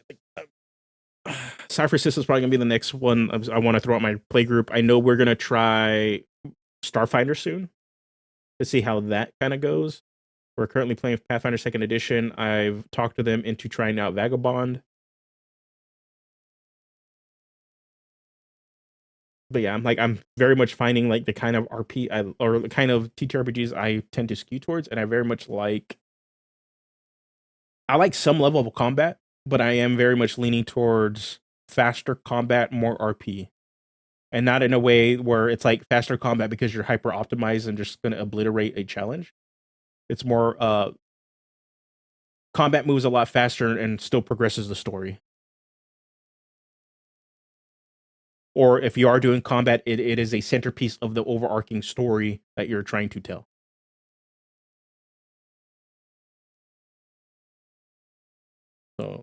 So yeah, that's what it is. Like I definitely don't think 5e and Pathfinder facilitate that like well. I think they're very much are combat simulators, and when you get it locked into combat, whether it's trash mobs or is going to be a big centerpiece story, it still very much is like, okay, well, it's combat. There's no differentiating healing between those.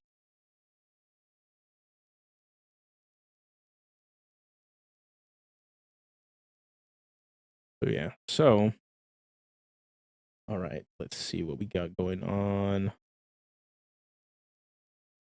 What do we got? What do we got? What do we got? I also believe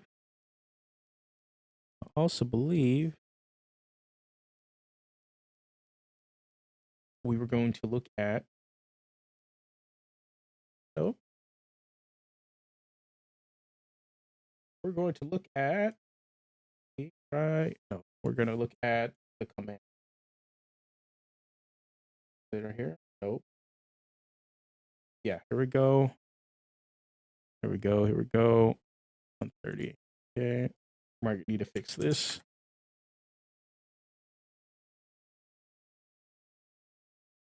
Let me fix this. So, Darel Drunken Yoda is working on his third class. Man is a machine for 5e. And he's giving me a little bit of a preview of it. So we're going to be checking it out. This is the Commander. This is intended to be a class that fulfills that Warlord Leader fantasy. We've seen this a lot in 5e since pretty much the inception, I believe. Who else has done a Commander style subclass, Warlord style subclass? I want to say, is it Laser Llama? Who was it? It was. Oh my god. I'm trying to remember. I'm trying to remember right now.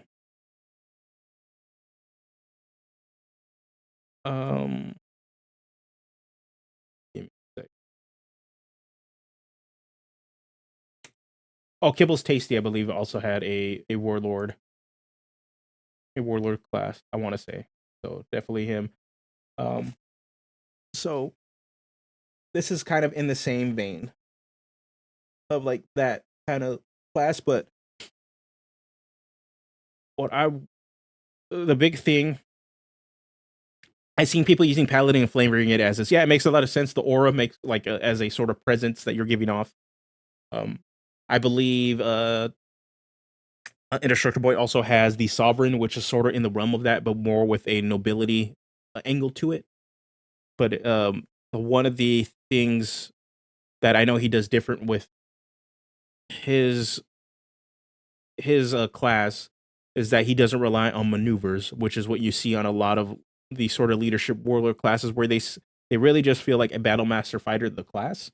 So what I'm going to be looking into, because I know I've been talking to Darel about this, what he's doing different with the class that isn't just that. Like, he's given his own spin on leadership and how to play a warlord-esque leadership style class. So with the Commander, let's jump into it. So the gameplay loop, you're going to attack and you're going to mainly command. Your bonus action is going to be banner. You're going to use your movement to place and put banners, which is interesting. Outside of combat, you're be using something called the helping hand feature. What is it? The intended fantasy, a charismatic teacher or leader that accompanies their adventures. They're mainly supposed to be a frontliner. The role is to buffer and support. So we're getting a martial support class. And also, out of combat, they can be the party face. So we're going to see mainly charisma. Imagine the party made up of the Commander, the Sovereign, the Paladin, and a Luchador. Oh, that would rip. That would rip so much. Oh, man. Oh, man. That'd be something I would love to see. One of Terran's many awesome subclasses, the Luchador, and one of Darel's subclasses too, because he has. I think the Psychic would be like a nice addition to all like a group. Playing alongside Heavy Arms' Gunslinger. If you guys haven't check that one out, you guys want guns in your 5e game, I would definitely go check out the Gunslinger. That thing is sick. Heavy Arms has done that one. It is awesome. Kibbles Tasty. Oh yeah, I was talking about Kibbles Tasty. He had a warlord subclass or a warlord class, a leadership based class too. All right, so class features. Let's look at this. It's a D10, so we definitely are going to be surviving in combat. All armors and shields, simple weapon, martial weapons, cartographer's tools. So sort of give that leadership vibe. You're pretty much as powerful with a pen as you are with a sword. It's kind of the vibe I get when you're putting Or cartographer's tools. Oh no, that's map. I was thinking calligrapher's tools. Cartographer's tools, you're the guy mapping stuff out. You got that battle map going on. Any good or decent Sonic classes? I would say definitely check out Darel Drunken Yoda's Psychic class up on Drive Through RPG for 5e. I got to play test that one.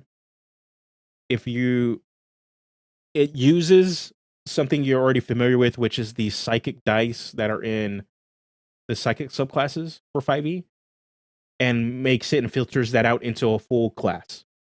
But also plays its own role of being a sort of controller support class that also has a lot of subclasses inspired by the X-Men. So you want to do some cool X-Men shit, like that's the class for you. Like it very much doesn't try to ape on other narratives the other classes try to do, and doesn't try to fulfill a bunch of different roles like the Mystic was doing.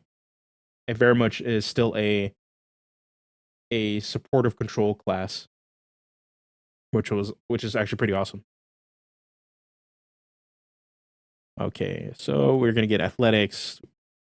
Seeing what we're getting, like what standardized athletics, deception, history, intimidation, insight, medicine, perception, and persuasion.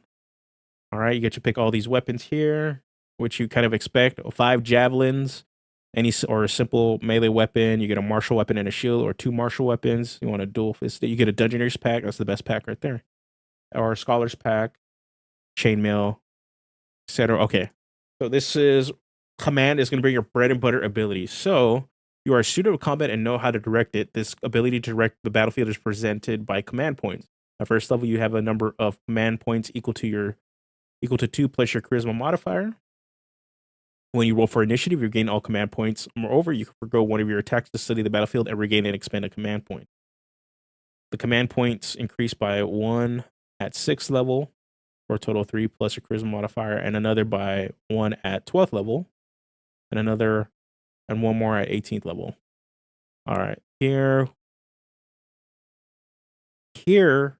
you might be able to clear this up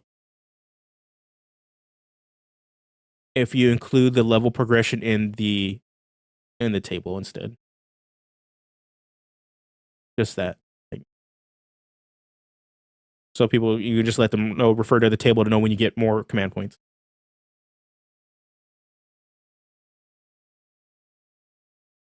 So that'd be a cleaner way to do that.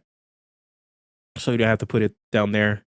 And also, since it'll be a little bit cleaner, they can always just refer to it and know, like, okay, this is where I go get command points. Understandably, because I understand the charisma modifier aspect of it too. That might be a little bit of an issue. But considering if there is an average that is expected out of your charisma modifier, you might just want to include that in your base calculation for this, and then you can put that on here on your table to have people refer to that instead.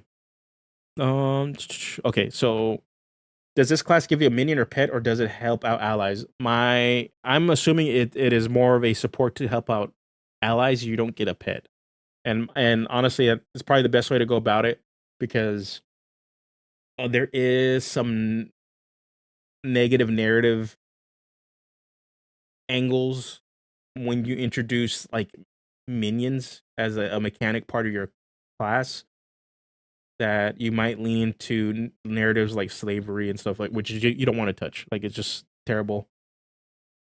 No need to do that. I think having a class that wants to be a leadership and support is much easier to go about, and it also opens up room and also opens up team play, tactical play, if your abilities help your allies, and it's not entirely reliant on a pet or minion. But at the same time too, you got to think about it this way: if your core class or even a subclass is based around a pet or a minion, once that pet or minion gets killed or turned off, you're pretty much, your subclass or your core feature is pretty much done. Like, you don't get to do that aspect or that function of your special thing, right? That's the other negative part of it too. It's like, why like pet classes kind of like feel while it is a narrative that people want. That's why like there's many attempts at doing summoner style classes in 5e.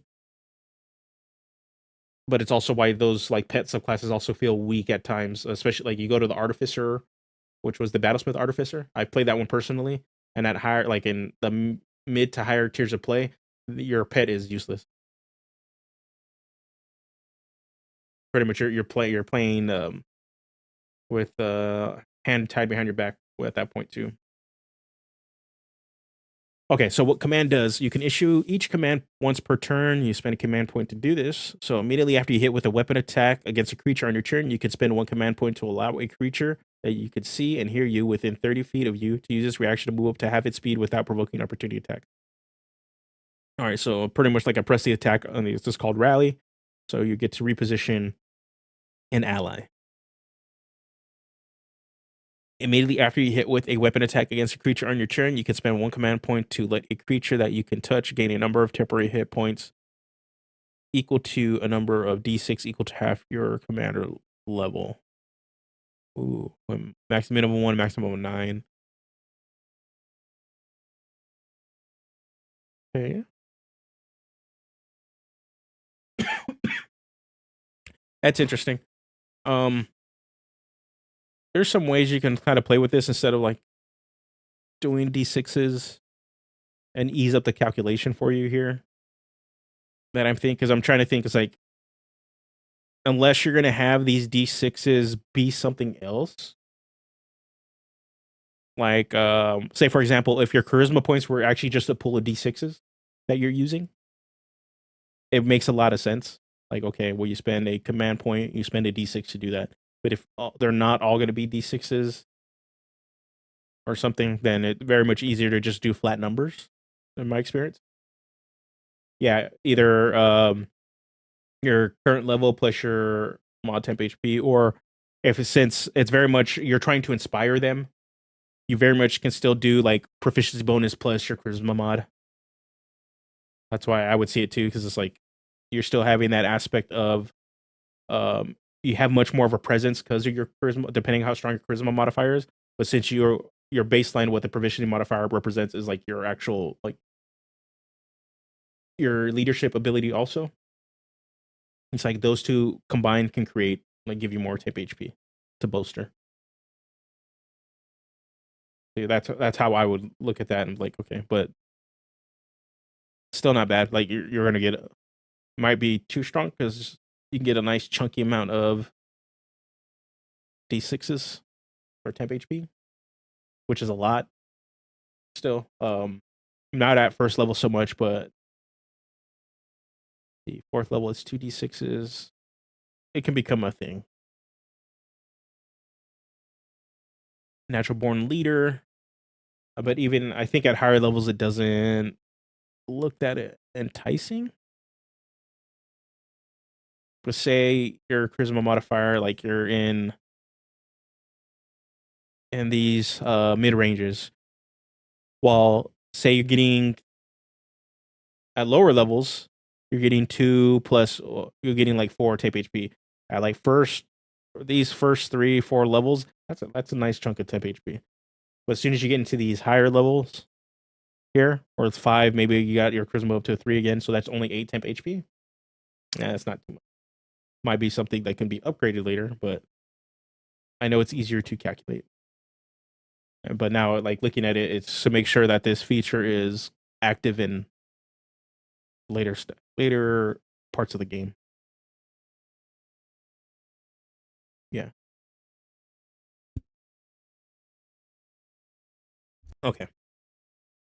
Natural born leader. Your very presence motivates others to listen. You have an advantage on charisma checks you make to convince someone to let you take charge of a situation or convince people of a strategy. In addition, you can add your charisma modifier to any check made regarding maps or knowledge of battles. Okay. Okay, cool. Flavorful. Like you step up to be the leader. Like that banner. So this is going to be like the other bread and butter mechanic of the class that is sort of while command sort of still has that maneuvery kind of vibe, Banner is going to be the more of the presence, leadership presence sort of vibe. So as a bonus action, you can place a banner within your symbol within 5 feet of you. Each banner has one effect attached to it and lasts for 1 minute, after which it loses its power and decays. You can only have one banner active at a time. When you place a banner, the old one is deactivated, therefore loses its power. As a bonus action, you can activate a previously deactivated banner. This deactivates all other banners. When you place a banner, choose one of the following benefits. Each banner affects creatures within 10 feet of it. Inflame the troops. Friendly creatures in this area have advantage on melee or range attack rolls. Your choice when you place the banner. Okay, that's strong. That is very, very strong. And then symbol of inspiration. Friendly creatures have advantage on saving throws you make to avoid or end fright, and the charmed or frightened condition. Interesting. Okay, these are both very, very strong. Actually, inflame the troops is just like really, really strong. I'll straight up say that. That one is strong. Just straight up was like, yeah, everybody in this banner, you just have advantage your attack.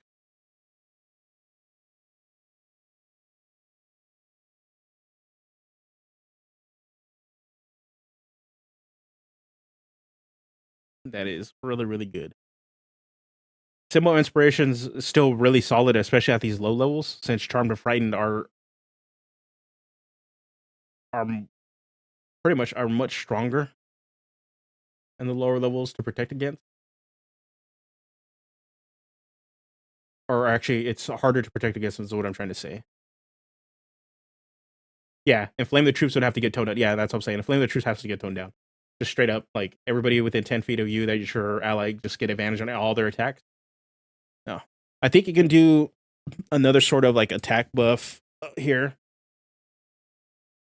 Yeah, essentially, this just means you're pinning your party into one position. Yeah. And I think it conflates the turtle issue that you have in 5e combat to begin with. Like, everybody's just going to turtle into this one spot, and there isn't any really way to get out of it.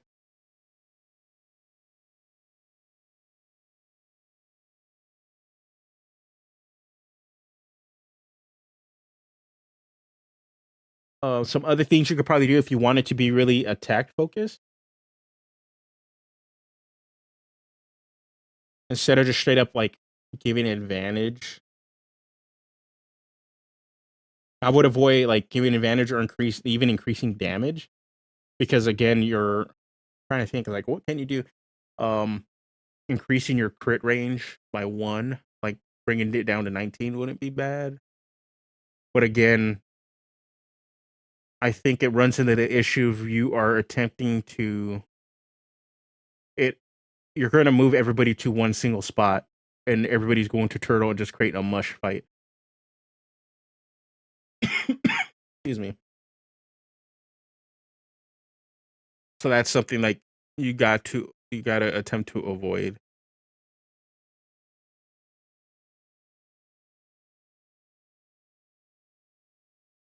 Symbol of inspiration, I actually like a little, like, to be honest. In all honesty, I probably would cut Inflame the Troops and just create symbol of inspiration, and then have your subclasses provide a banner that is flavorful for the subclass.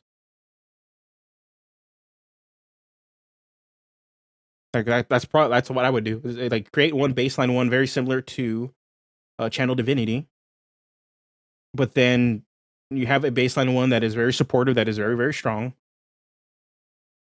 that pretty much it creates a sense of courage in your characters, that where you're feeling like you're rallying your group, so they are more defended against being charmed and frightened and moved away.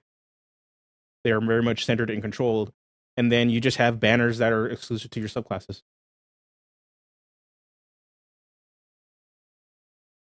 Because like Inflame the Troops, while it is extremely powerful, it comes with a problem where your group is going to be like, to really get any sort of benefit, everybody is going to want to turtle in, and pretty much you create a zoning issue where some classes that should be probably playing in a different zone for their own safety may end up playing into the closed zone because they get more damage.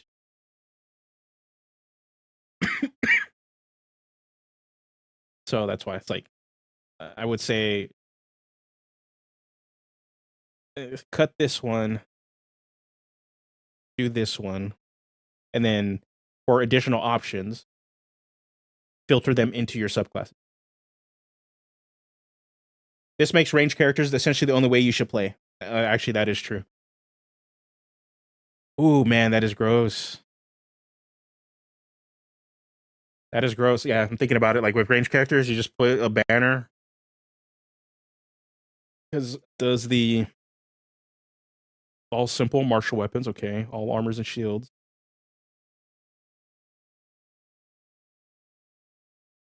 Yeah. Yeah, because even though like you can see the intended is to be a frontliner, right? There is nothing preventing you from picking up a bow, like a bow or a crossbow, and just making a straight up, and just making a straight up range build with this. And even then, and then you go and flame troops. My bow ranger and my bow rogue are just gonna sit back and we're just gonna pop shots.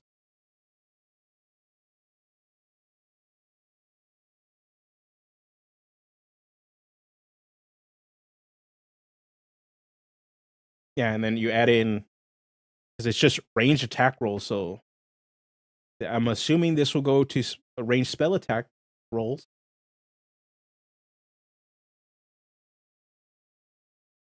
Yeah. Oh no.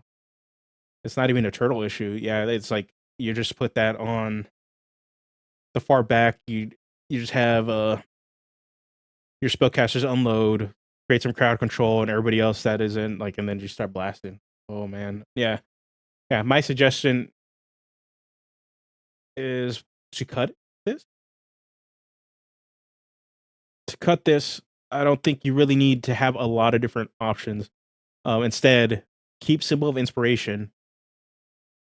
Make this your baseline one, because it does give off that very much leadership vibe that you are bolstering them, you're inspiring them, you're keeping them their head focused and protecting them against the frighten and charm conditions.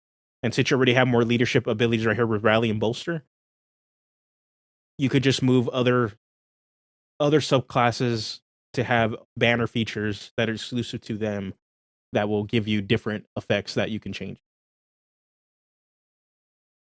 That for me, that would be the thing. Like, because I'm trying to think of like, okay, what are some sort of other ways to sort of like boost attacks or bump attacks that are that would be beneficial. You get into an issue of, okay, you can look at boosting damage at this point. But then you get into the turtling issue because everybody's going to want to be in here to do additional damage, right? Say you do increase the crit range, and say you drop everybody down to a 19 instead of a 20, they crit on a 19 instead. You still have the issue of either turtling or the issue you have with this and making range really good. But I like as a banner mechanic and having this mobile AoE thing. That's sick. It's a lot more active than what you get with a paladin, where a paladin is just like, I'm here. Look at me, I'm paladin. I don't have much to do, but I'm here. I'm standing next to you. Feel my aura. Okay, I smite. Like that's a paladin. This is like, no, I'm the leader. Here's a banner. Boom. Everybody inspire. I'm gonna keep whacking and commanding you guys to do stuff. Yeah, it's a pulsable aura. Yeah, I'm not sure why that banner works on AoE.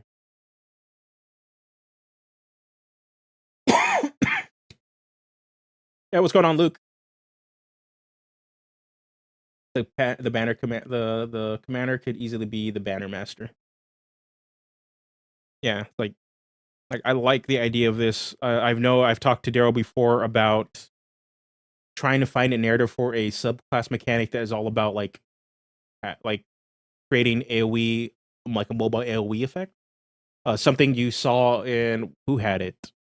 I think Critical Role's their remaster of that Exandria or Tal'Dorei remastered book, where they have the druid subclass in there that had a mobile, like this AoE you can put on the floor that does minor effects, but as like you're standing in it and enemies are standing on it, as your level progresses, you get to do other stuff while it's in there.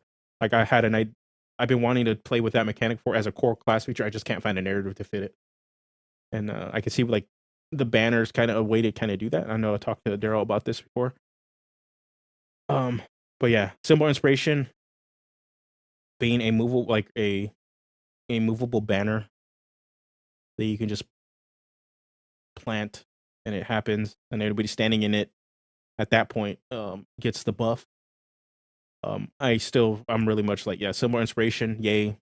Inflame the troops. Well, I know you want to give additional like multiple options here. I think your best bet was to go stick with a single option and filter multiple options through your subclasses. Especially with this one being so strong, and definitely like you're going to overlook this. Like why choose this when me and my buddies can all turtle up and just kill everything? Like when this is a lot more interesting, you can put up that protects your group, or if you have subclass options, that'll be much more flavorful. This could work as a damage buff, but it can't be an accuracy buff. Okay, like inflame the troops, friendly creatures in this area deal additional damage equal to your charisma modifier.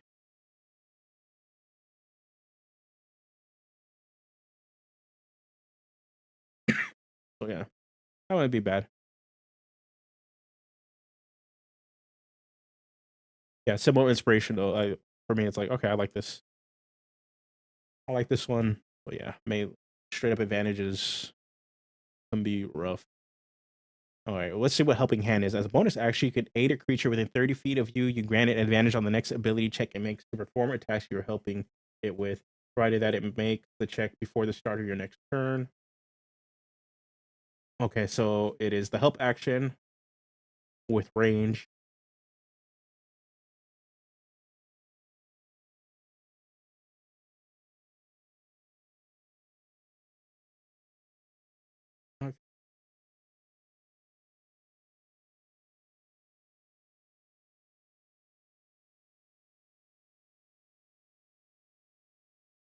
Oh yeah, one at a time, no problem. The whole squad, people are just gonna multi-class rogue. Yeah, that is true. Get that extra sneak attack.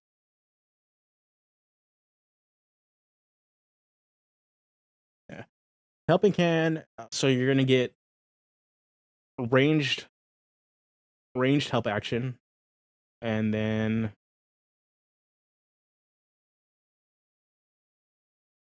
you get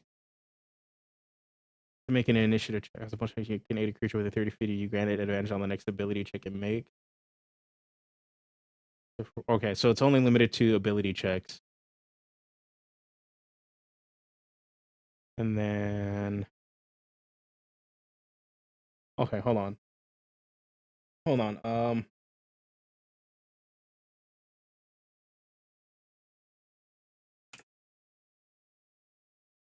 Let me Okay. So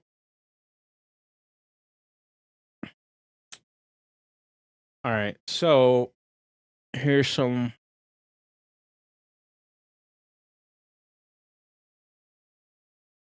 initiative check isn't a thing. Initiative is an ability check. So I know what you're trying to do is allow them to have an advantage on the when they roll for initiative.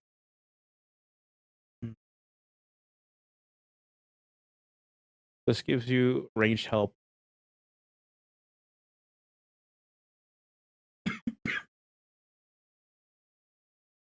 Yeah, it's initiative roll. It is an ability check, so there might be a way to write this that you don't have to also include the initiative clause.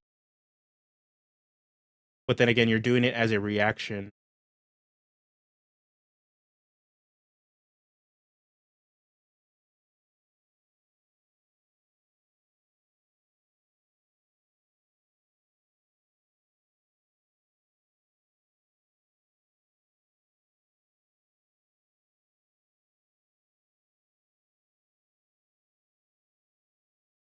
Um, Honestly, the best way I'd probably do this because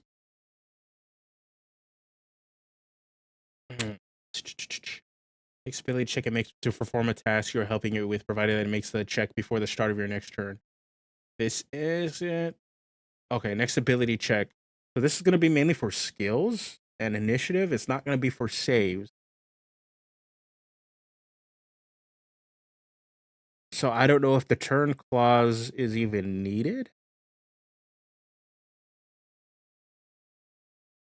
Because it is so limited.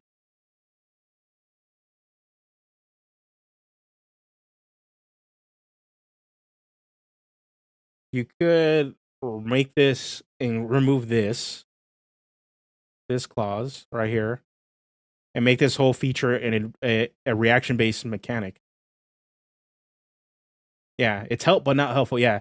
So instead, because the only time you're really going to use this, right? Because I'm thinking like in actual play, somebody's making the check.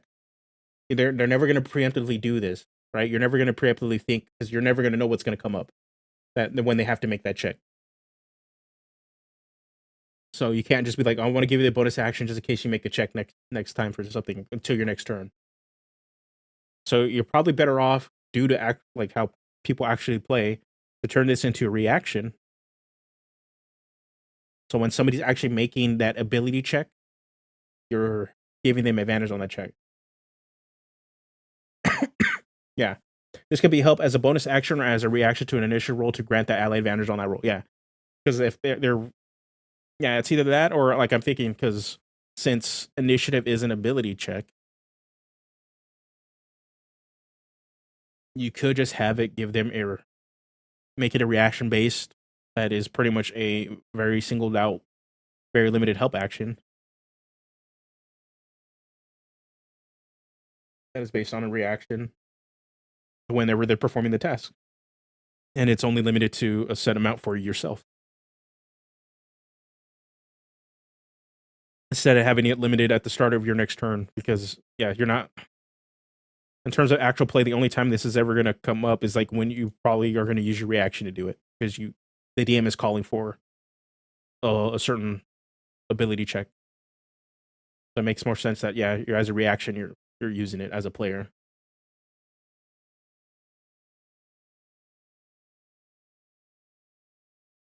Because I'm looking at this. This is your bonus action too. Because I'm looking at action economy right now too. So this goes off of your attacks. You'll be spending points as you attack. Your banner is your bonus action, and then helping hand is also going over your bonus action. So you're not really going to be.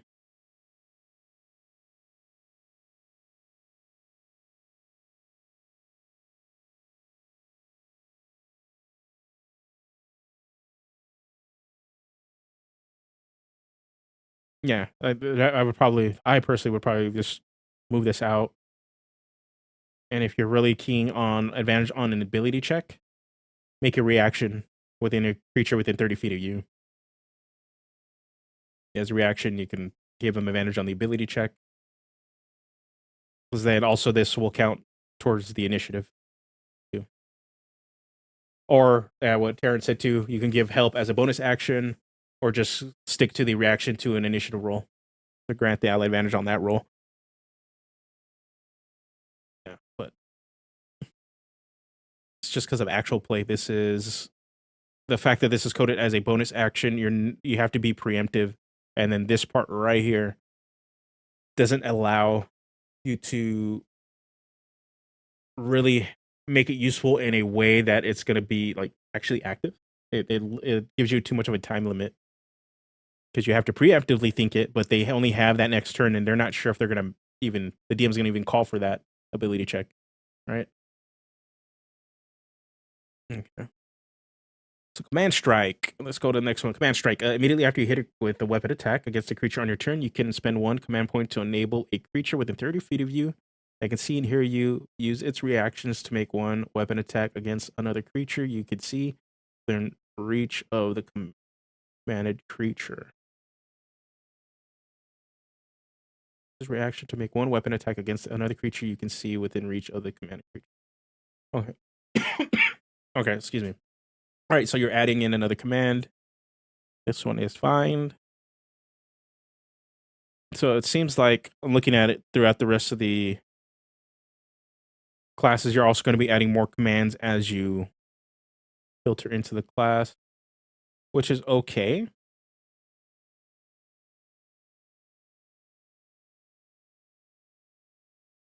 But also, because I'm trying to think what other classes kind of do this kind of stuff where they add additional features in their class kit that uses class resources like this.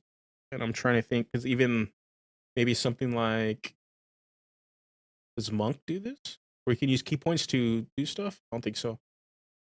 Commands are looking to be somewhat like fighter maneuvers, to be honest. So command strike. Yeah, this one is command strike.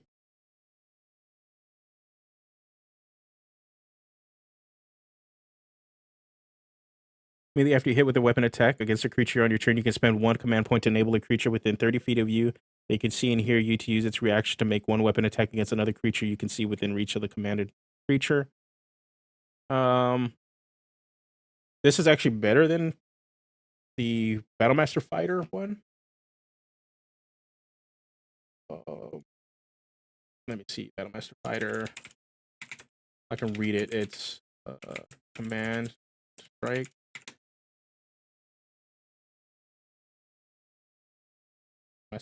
Commander Strike. It's Commander Strike. Is the Battlemaster Fighter's version of it. Commander Strike is when you take the attack action on your turn, you can forgo one of your attacks and use a bonus action to direct one of your companions to strike. When they do so, choose a friendly creature who can see and hear you and expend 1 superiority die. That creature can immediately use its reaction to make 1 weapon attack and a superiority die to the attack's damage roll. Yeah.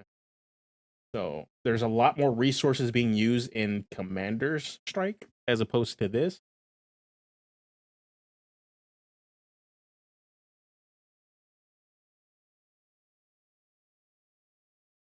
Okay. So yeah, so you're giving up excuse me. You're giving up a Commander Strike, your action, your bonus action, and a player's reaction. This one is a part of whenever you make the attack action, you can enable another creature to use their reaction to get an attack. They get no additional bonus.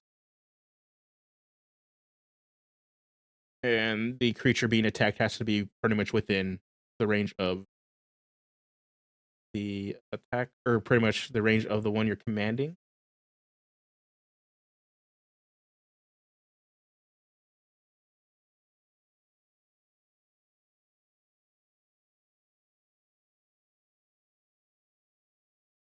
So you're not using the bonus action anymore. You're not getting additional damage because you're not giving them superiority die. But also, it's something we've kind of like, we see this a lot in other classes or other like pretty much with Commander Strike and like the similar mechanics, and I've seen this in other like Warlord-esque classes. So for me, it's like it's not nothing exciting, I guess to say. Like I'm not like okay, it's like okay, I kind of expect it. Trying to think though, like what would make me excited to like do this or use this, or what other kind of feature would I want out of this? That is just like a baseline class feature, and that is not a command. Because if we're gonna just filter commands out for me personally, if I wanted extra commands, I would just filter them out as options as you progress that are already built into this. Or if we're gonna add additional options, or yeah, either you filter those additional options as like something you choose outside of like class features, or you start off with like 3 baseline options, kind of like how key are, and you just, but unlike key, you just upgrade them later in some sort of way.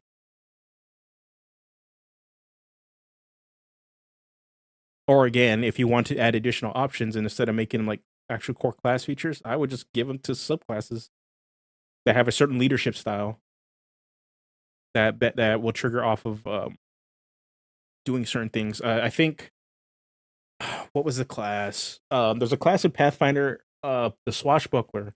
So their whole core mechanic is about panache. So they're generating panache so that they can execute a finisher. So they're very much kind of like a combo centric class. And this is what I'm kind of like.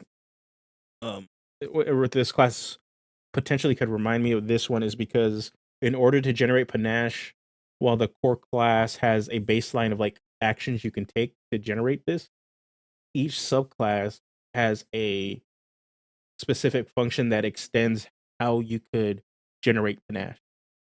So for me, I'm looking at this, it's like, well, that could be actually a cool thing to add to this. You have a baseline feature that generates or like somehow presents commanding and being a leader, but then and maybe that's how either it generates a resource, or that's how a certain passive functions and activates. But then say you have a certain leadership style that opens up a command that helps generate command points or generates a passive at some point or an ability to do something that is exclusive to a leadership style.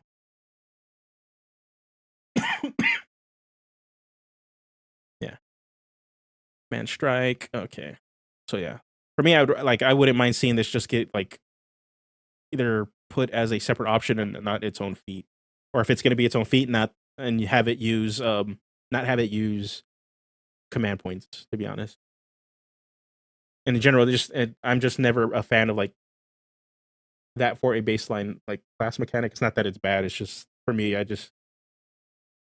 I think we've seen it in like 1D&D too also, and I know I've kind of done this with Dreadnought, where at a later level you're able to use pretty much like the Paladin. I think in 1D&D at a later level gets to use their channel divinity to do something else. And I know in the Dreadnought I was playing with the idea for power words or profane commands do something similar. You can use your profane command to do something later, but well, it's not something like I'm like okay, like that excites me to do. Leadership styles, get your subclass, ability score improvement, extra attack. No, I'm mad at that. Banners, list your banners extends to add to the following your banners. Defensive formation, select an ability score. Friendly creatures have advantage on saving throws made with the chosen ability. Protect yourself. Friendly creatures gain +2 bonus to their AC as long as okay, that is a lot. I would say, to be honest, don't add any more banner like actual banners. Increase the range.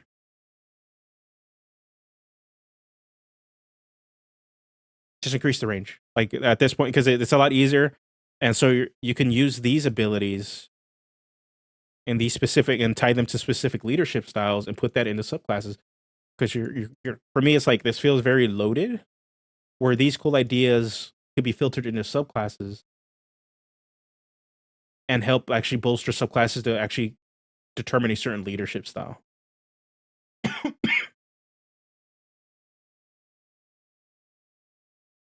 Select an ability score. Friendly creatures have advantage on saving throws made with chosen ability. Protect yourself. Friendly creatures gain a +2. Because for me, like protect yourself as a banner doesn't. A banner telling me to protect myself doesn't really. I'm for me, I'm like I'm missing the flavor in the narrative for that. But if you put that as a command, it makes a lot more sense because you're issuing the command to be like, hey, protect yourself, stop bolster like defensive position. Boom. Makes a lot of sense.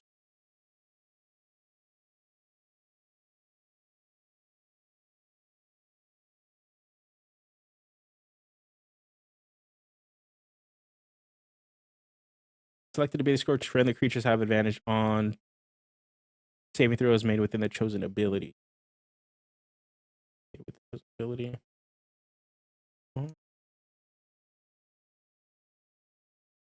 Yeah, for me, maybe defensive positions, not a bad banner.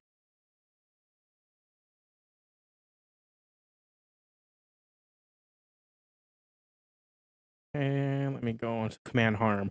Immediately after you hit it with a weapon attack against a creature on your turn, you can spend 1 command point to command a creature that you can see and hear you within 30 feet of you. On the next weapon attack, the commanded creature makes before the start of your next turn. If it attacks the same creature as you did when issuing the command, add your charisma modifier to the damage roll. Okay, so it's just straight up damage upgrade. Whenever immediately after you hit with a weapon attack against a creature on your turn, you can spend 1 command point to command a creature that you can see and hear you within 30 feet of you. And then on the next weapon attack the commanded creature makes before the start of your next turn, if it attacks the same creature as you did when issuing this command, it adds your charisma modifier to damage roll. Okay. So it's just a damage buff to an ally if they just so happen to hit the same creature that you hit on their turn. For some reason, I feel like you can probably put strike and harm together because it just like their damage buffs.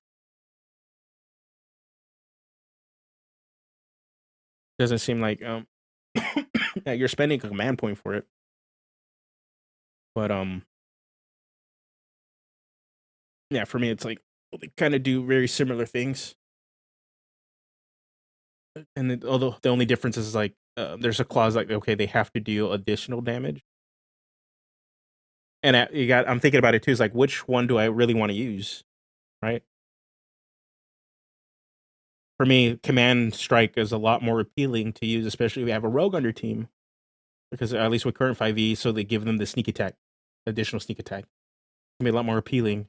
And command harm, I don't. They want to do similar things. It's just it's a delayed attack, just so they can get some additional damage based on your charisma modifier. So for me, I personally would just like, yeah, I'm just gonna keep using command strike. I don't need to use harm.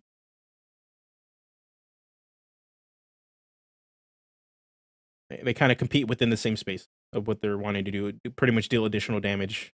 It's just there's a lot more like stuff you can do with command strike, especially if you have a rogue in the party. That you're probably going to not use command harm and wait. And at the same time too, what if that creature you just hit another person in your party goes before this person on the initiative and kills that creature? Then you're gonna feel like you wasted.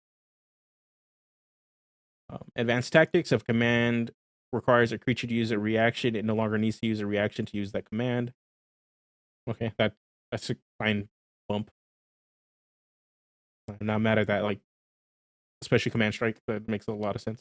Boom. Banner improvement. Your banner's inspirational power lasts longer than before, helping allies even if you place others. You can have a maximum of 2 banners active at the same time. When you activate or plant a banner, you can choose which one is deactivated. For me, I still would just focus on increasing the range of the banner. So you don't have a lot of like management of like what you're supposed to be doing. Because while I think it's a cool idea because you're like I'm sticking 2 banners down and just kind of like buffing everybody with multiple things. In terms of narrative, though, that's what I'm thinking about it too. In terms of narrative and also just play and how it's supposed to play in combat, you have one banner that you're kind of putting down that represents what you're doing at the time, and it makes a lot more sense that for the narrative that when you put that banner down, it improves the effectiveness improves in range because your presence as you level also is more impactful on the battlefield. So it's having 2 banners just to get 2 effects. You end up it turns into a snowbally thing that is probably not going to be fun to play against. When you can just increase the range and also like the player just needs to manage 1 banner. Battle analysis. Okay. We're almost done here, people. Battlefield analysis. 5th level commander feature. You can become more adept at quickly glancing at the options in combat. When you forgo one attack to regain 1 command point, you instead regain 2. That's fine. Your force of will allows you to overcome others attempting to overpower you. This makes you immune to frighten and charm conditions. Okay, that can probably, to be honest, go higher. Unbreakable would definitely be a condition modifier thing you can actually like just put up closer to your feature list. Banner improvement. Your legend has passed onto your banner, and now they can affect creatures within 30 feet of them. Okay. Legendary commander, you're adept at motivating your allies to go beyond the line of duty. When a friendly creature that is within 10 feet that can see and hear you takes an action, you can use your reaction to spend 5 command points and allowed to take an additional action after this one. When a friendly creature that is within 10 feet that can see and hear you takes an action, you can use your reaction to spend 5 command points and allowed to take an additional action after this. All right, so pretty much you're down. Yeah, you just straight up you're gonna use a bunch of command points to give somebody an additional action that is very, very powerful. That it seems very, very strong, and that like just giving pretty much your action surging for command points, which is still pretty good for a capstone. Action surge is absurdly strong already. All right, for me, I see a lot of potential for this. For me, it's like I wish just certain things would go in a different direction, just because the command does still feel very much like maneuvers, even though that is what people want out of Warlord classes. They pretty much just want a Battle Master as a full class, but also there is a lot of those out there. What I would like to see more of an expansion on the banner mechanic, but still simplify it a little bit more and filter some additional options out into subclasses, and maybe look more into presence, like how and play with the narrative of what a presence and leadership means for a leader, and how you can utilize that to kind of boost and bolster what your character impacts the battlefield for, just not so much like in an aura sense, but what kind of actions they're willing to take, how just by being around you, what additional bonuses other players can have whenever they do certain functions. Yeah, for me, it's like the banner is probably like the coolest thing out there because you can make it a mobile AoE, which is a different play style. And to be honest, I would probably go all in on that as a core mechanic for the class if I was doing something like this.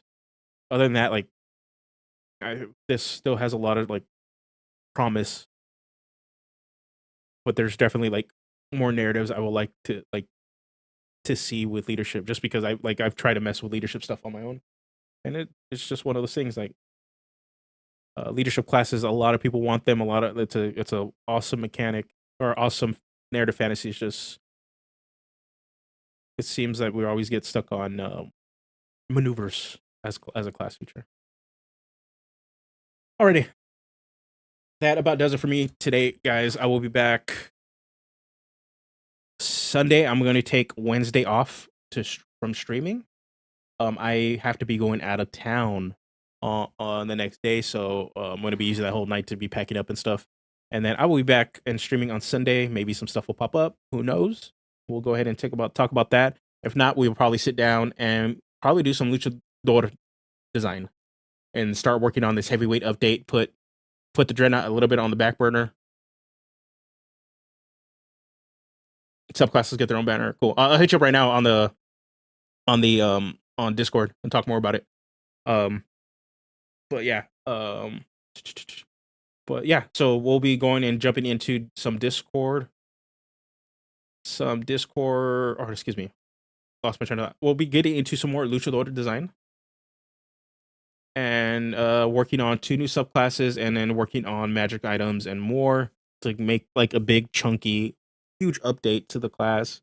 I know there is an issue right now with the class. Unfortunately, something did get deleted off one of the class features that nerfed the class. Gonna try to get that fixed soon.